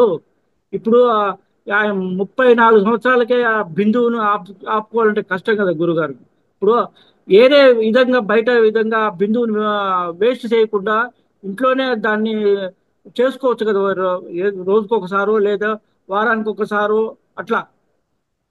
మీరు ఏమన్నా చేసుకోండి. ఆ, ఆ, ఈ వీర్యం అనేది ఈజ్ మెంట్ ఫర్ క్రియేషన్. ఆ, ఈ నిర్మాణం కొరకే ఉద్దేశించబడింది. ఆ, పరమ పవిత్రమైనటువంటి పదార్థము, దైవ పదార్థము. సృష్టి ఆ, నిర్మాణం అంటే సంతానోత్పత్తికి మాత్రమే ఉపయోగించుకోవాలి. సుఖాలకు, సంతోషాలకు, వారానికి, నెలకు, 2 నెలలకు ఉపయోగించుకునేది కాదు. సుఖాలకు వేరు వేరు మార్గాలు చాలా ఉన్నాయి, అవి చూసుకోవచ్చు. ఇక్కడ వీర్యాన్ని నిరోధించాలి అంతే. ఈ ప్రయోజనాలు కావాలంటే ఈ పని చేయాలి. వద్దనుకుంటే ప్రపంచంలో అందరి పాటు మనం పోవచ్చు. మనం ధ్యాన యోగులం, మన జీవన విధానం వేరు. వయస్సుతో ఇక్కడ పని లేదు, వయస్సు సంబంధమే లేదు ఇక్కడ. 15 ఏళ్ళు 14 సన్యాసం తీసుకునే వాళ్ళు ఉన్నారు. సన్యాసులు లైఫ్ అంతా బ్రహ్మచారులే, బ్రహ్మచర్యంతో చనిపోతున్నారు, సన్యాసులు చనిపోతున్నారు. అదొక లైఫ్ స్టైల్, జీవన విధానం. అది కూడా ఒకటి అని అన్నీ చెప్పేది. మూత్ర వైద్యం మాదిరి, సిద్ధ వైద్యం మాదిరి, వీర్య వైద్యం కూడా, ఇది కూడా ఒక therapy. This called seminal therapy అంటారు. వజ్రోలి అమరోలి అంటాడు శివుడు. పరమశివుని వైద్యం ఇది. స్వతంగా చెప్పేదేం కాదు. అదే అందుకనే స్వామి వివేకానంద వాళ్ళు దాన్ని కంట్రోల్ ఉండబట్టి అంత గొప్పవారయ్యారు. అంతే మరి. ఇప్పుడు గొప్పవారు అయిందంటే ఆ విధంగా ఉండబట్టే గొప్పవారయ్యారు. కరెక్ట్, అనుమానం లేదు. వాళ్ళందరూ అట్లా జీవించిన వాళ్ళే, జ్ఞానులు, మేధావులు, ఆత్మతత్వవేత్తలు. అదే మూలశక్తి వాళ్ళకి. అబ్దుల్ కలాం వాళ్ళంతా లైఫ్ లో అసలు వేస్ట్ చేసుకోలేదు దీన్ని బట్టి చూస్తే. అబ్దుల్ కలాం లాంటి వాళ్ళు ఈ విధంగా లైఫ్లో ఒక నియంత్రణ ఉంది కాబట్టి అలాంటి వాళ్ళు అయ్యారు. వాజ్పేయి కూడా అంతే కదా. వాజ్పేయి కూడా అంతే, వాజ్పేయి గారు కూడా చాలా అంతే. మంది ఉన్నారు ఇటువంటి వాళ్ళు. అవును, బై బర్త్ నుంచి అట్లా ఉండబట్టే వాళ్ళు అట్లా తయారయ్యారు.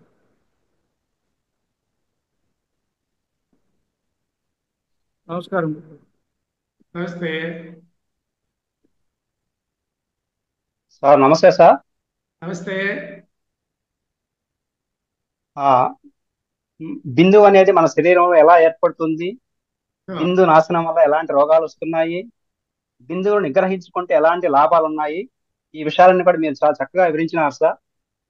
కానీ ప్రస్తుత లైఫ్ స్టైల్ ఎట్లా ఉందంటే, మనం మానవుడు ఎంతో మేధావిగా ఉన్నాడు, కానీ ఇతను తినే ఆహార పదార్థాల వల్ల ఇప్పుడు మామూలుగా ఏ జంతువు కానీ, ఏ క్రిములు కానీ, కీటకాలు కానీ కేవలము సంతానోత్పత్తి కొరకు మాత్రమే అవి కలుస్తున్నాయి, ఆ సీజనల్ గా కలుస్తున్నాయి. కానీ మానవుడే, ఇంత అభివృద్ధి చెందిన మానవుడే కేవలం సుఖాల కోసంగా ఈ యొక్క సంపర్కం జరుపుతున్నాడు సార్. ఇది చాలా తప్పు. అది దాంతో ఏజ్తో సంబంధం లేదు, కేవలము సంతానోత్పత్తి కొరకు మాత్రమే మనం జరుపుకోవాలి. ఏజ్తో సంబంధం లేదు కదా సార్. అది అది ఎవరి వారి యొక్క లైఫ్ స్టైల్ అది సార్. కాబట్టి మనకి ఈ యోగానంద గారి గురువు చరిత్రలు కూడా చదివినాను సార్ నేను. వాళ్ళ తల్లిదండ్రులు కేవలం సంవత్సరానికి ఒకసారి మాత్రమే కలుసుకునేవాళ్ళం సార్. యోగానంద గారి తల్లిదండ్రులు సంవత్సరానికి ఒక్కసారి మాత్రం సంతానోత్పత్తి కొరకు మాత్రమే కలుసుకునేవాళ్ళు. అలాగా మనకి పూర్వులందరూ కూడా అలాగే చేసేవాళ్ళు సార్ వాళ్ళు. కాబట్టి మనం కూడా అలాగే పాటించాలి.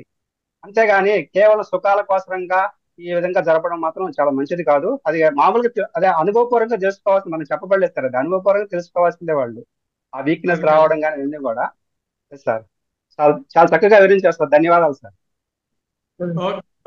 ఈ బిందు ఈ విధంగా మనకు ఉంటుందని అసలు ఇంతవరకు ఎవరు వినలేదు.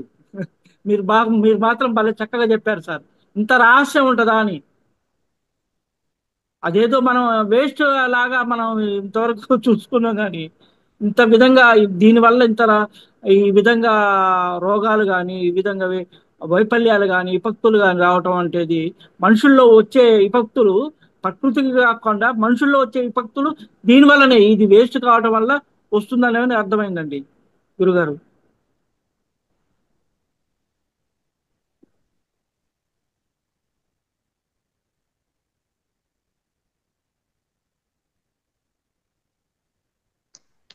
ప్రచారం చేయండి, 10 మందికి చెప్పండి. Okay, thank you sir. ఇంకా ఎవరన్నా డౌట్స్ ఉన్నాయా? ఏదన్నా అడిగేది ఉందా? సార్ చెప్పిన విషయం మీద మాట్లాడతారా? హ్యాండ్ రైజ్ చేయండి. చాలా పెద్ద సబ్జెక్ట్ అసలు. జ్ఞాన నిధి అనుకోవాలి, అంత గొప్ప సబ్జెక్ట్ ఇది. సార్ ప్రతి విషయం కూడా కూలంకుషంగా వివరిస్తారు.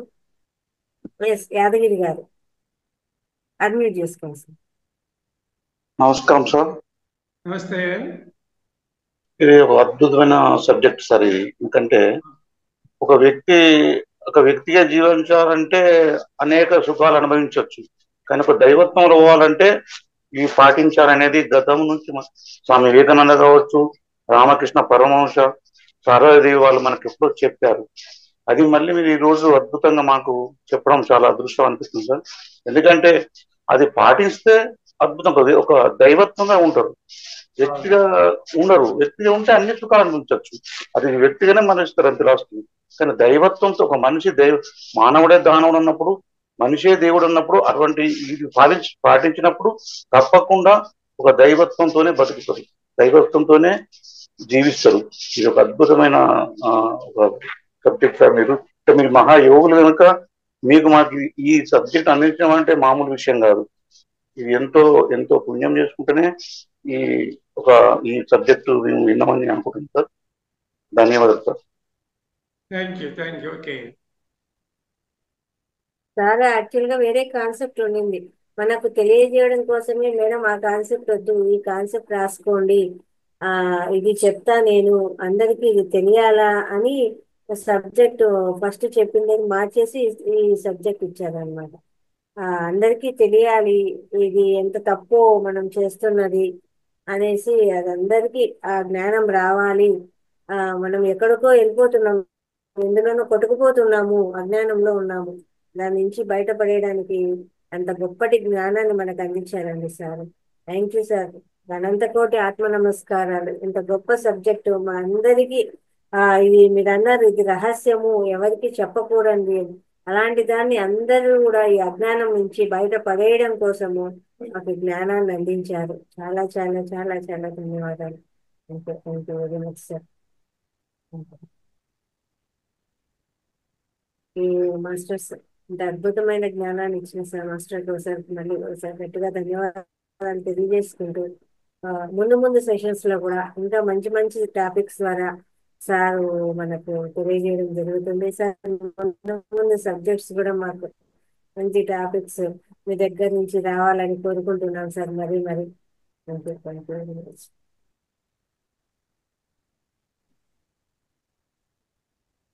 మాస్టర్స్ ఇప్పటికే కొంచెం టైం సమయాభావం అయింది, కానీ సబ్జెక్టు అంత అద్భుతంగా ఉండడం వల్ల సమయాన్ని కూడా అందరూ అంత ఇంట్రెస్ట్ గా వింటున్నారు. అంత టైం అయింది అనుకోకుండా కూడా ఎప్పుడెప్పుడు ఈ సబ్జెక్ట్ గురించి అడగాలని కూడా పాపం కాచుకొని ఉన్నారు అనమాట. గురించి అంత అద్భుతంగా కాచుకొని మరి వాళ్ళ డౌట్స్ క్లియర్ చేసుకున్నారు. అంటే ఉంటుంది కదా సార్, ఎవరికైనా కూడా పెళ్ళైతూనే సంసారం మొదలు పెడుతూనే ఇంకా ఇదే ఆలోచనలలోనే ఉంటారు, కానీ ఇది ఇట్లా ఉండకూడదు అనే రకంగా ఎవరు ఉండరు. అట్లా ఉంటే వాళ్ళని తప్పుగా చూస్తారు కూడా సంఘం. అరే ఇది వీడికి ఏమో అయిపోయింది అని అనుకుంటారు, కానీ అంత జ్ఞానము ఉండదు, ఆ రకమైన జ్ఞానం ఉండదు. వాళ్ళని ఏదో తప్పుడు వ్యక్తులుగాను దోషులుగాను చూస్తారే కానీ ఆ ఈ మంచి వ్యక్తులుగా, మంచి అంటే అవతల రకంగా కూడా జ్ఞానం ఉంటే ఆ రకమైన జ్ఞానం ఉంటే సంతానోత్పత్తి కోసమే దీన్ని ఉపయోగించాలి అనే జ్ఞానం ఉంటే ఎవరు ఏం మాట్లాడరు. లేకపోతే ఇంకా వాళ్ళను పెద్ద తప్పుడుగా చూస్తారనమాట. అది కూడా పెద్ద ప్రమాదమే.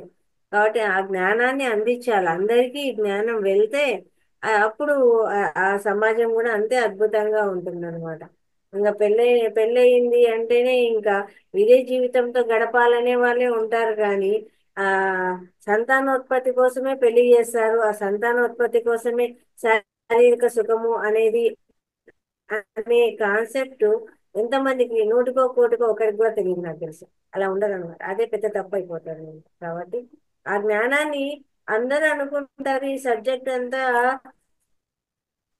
ఎవరైతే అంతా అంటే వృద్ధాప్యంలోకి వచ్చిన వాళ్ళు సబ్జెక్ట్ వినాలి అనుకుంటారు, కానీ అది కాదు. యాక్చువల్ గా ఏమంటాం, బిఫోర్ మ్యారేజే ఈ జ్ఞానాన్ని అందించాల. అప్పుడు అద్భుతమైన అంటే వచ్చే సంతానం కూడా అంత అద్భుతంగా ఉంటుంది అనమాట. ఆ జ్ఞానాన్ని అందిస్తే వాళ్ళకు వచ్చే సంతానం కూడా అంత అద్భుతంగా ఉంటుంది. మాంసపిండము మంత్రపిండం అవుతుంది అనమాట. అంత అద్భుతం ఉంటుంది. ఆ జ్ఞానం కూడా తెలియదు అనమాట అసలు. ఇప్పుడు వచ్చే జనరేషన్ వాళ్ళకి కానీ ఆ జ్ఞానం కూడా తెలియదు అనమాట. ఆ ఇద్దరు సంభోగం నుంచి సమాధి అన్నట్టు సంభోగం చేస్తున్న సమయంలో కూడా ఎలాంటి బిడ్డలు కావాలి, ఆ సంతానం ఎలా ఉండాలి అని అనుకుంటూ చక్కగా ఉండాలి, కానీ కామంతో కూడి బిడ్డలు రాకూడదు. పిల్లలు మాకు రావాలి అని అనుకుంటూ అంత గొప్ప బిడ్డలు కావాలి, ఆ శ్రీకృష్ణ పరమాత్మ అలాంటి గొప్ప బిడ్డలు కావాలా అని సంభోగం జరిగితే ఆ బిడ్డలు కూడా అంతే అద్భుతంగా వస్తారు. కానీ ఈ సంభోగం అనేది కూడా సంతానోత్పత్తి కోసమే అనే కాన్సెప్టే మెయిన్, అది మర్చిపోతున్నారు.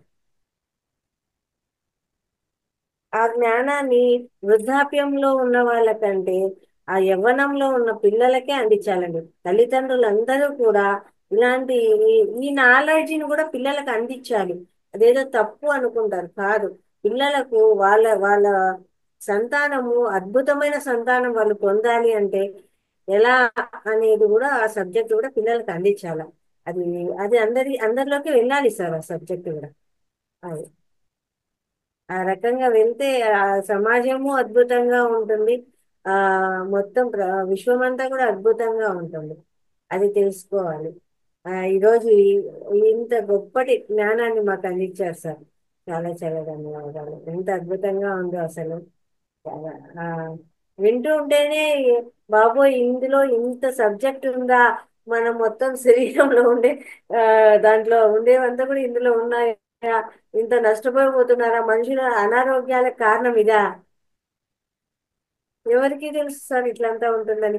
ఏదో ఆహారం అనుకుంటాం, ఇంకేదో అనుకుంటాం, ఇంకేదో అనుకుంటాం, కానీ ఇలాంటి దాని వల్ల మనుషులు కుషించుకుపోతున్నారు, అనారోగ్యాల పాలైపోతున్నారు, నిస్సత్వం అయిపోతున్నారు, ఆ ఇంత ఇబ్బందులు పాలైపోతున్నారని ఎంతమందికి తెలుసు? ఇంత జ్ఞానాన్ని మాకు ఈరోజు చాలా గొప్ప జ్ఞానాన్ని అందించారు sir. Thank you. Thank you very much sir. Okay masters, అందరం కూడా కాసేపు ఒక 5 minutes మెడిటేషన్ చేసుకొని క్లోజ్ చేద్దామండి. అందరం కూడా ఇప్పటికే కాలాతీతమైంది. 5 minutes.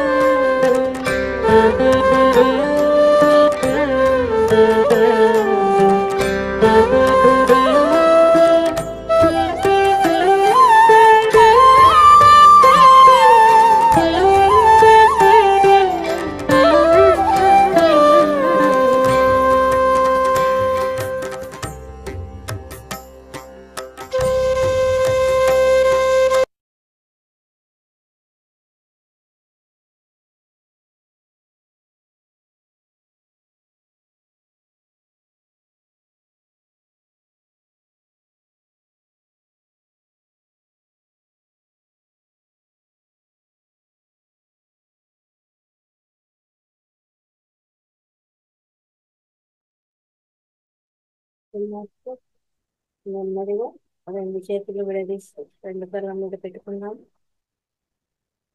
5, 4, 3, 2, 1.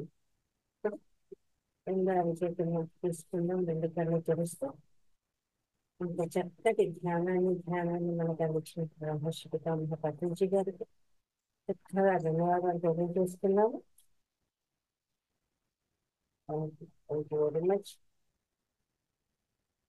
మాస్టర్స్. అలాగే రేపు ఉదయం 6 నుంచి 7 వరకు అనుజ మేడం గారి ద్వారా శ్రీ చైతన్య శక్తి అనే కాన్సెప్ట్ అండి చాలా అద్భుతంగా నడుస్తుంది.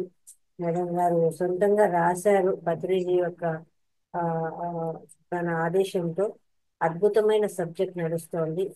ఆ ఎవరికైతే వసతి ఉంటుందో వాళ్ళు ప్రతి ఒక్కరూ కూడా ఆ జ్ఞానాన్ని తెలుసుకునే ప్రయత్నం చేయండి. ఆ రేపు మర్నాడు ఈ రోజు నుండి మేడం యొక్క పరిచయ కార్యక్రమం, అలాగే రేపు మర్నాడు కూడా శ్రీ చైతన్య శక్తి అనే కాన్సెప్ట్ ఉంటుందండి. ప్రతి ఒక్కరు కూడా అటెండ్ అవ్వండి. Thank you.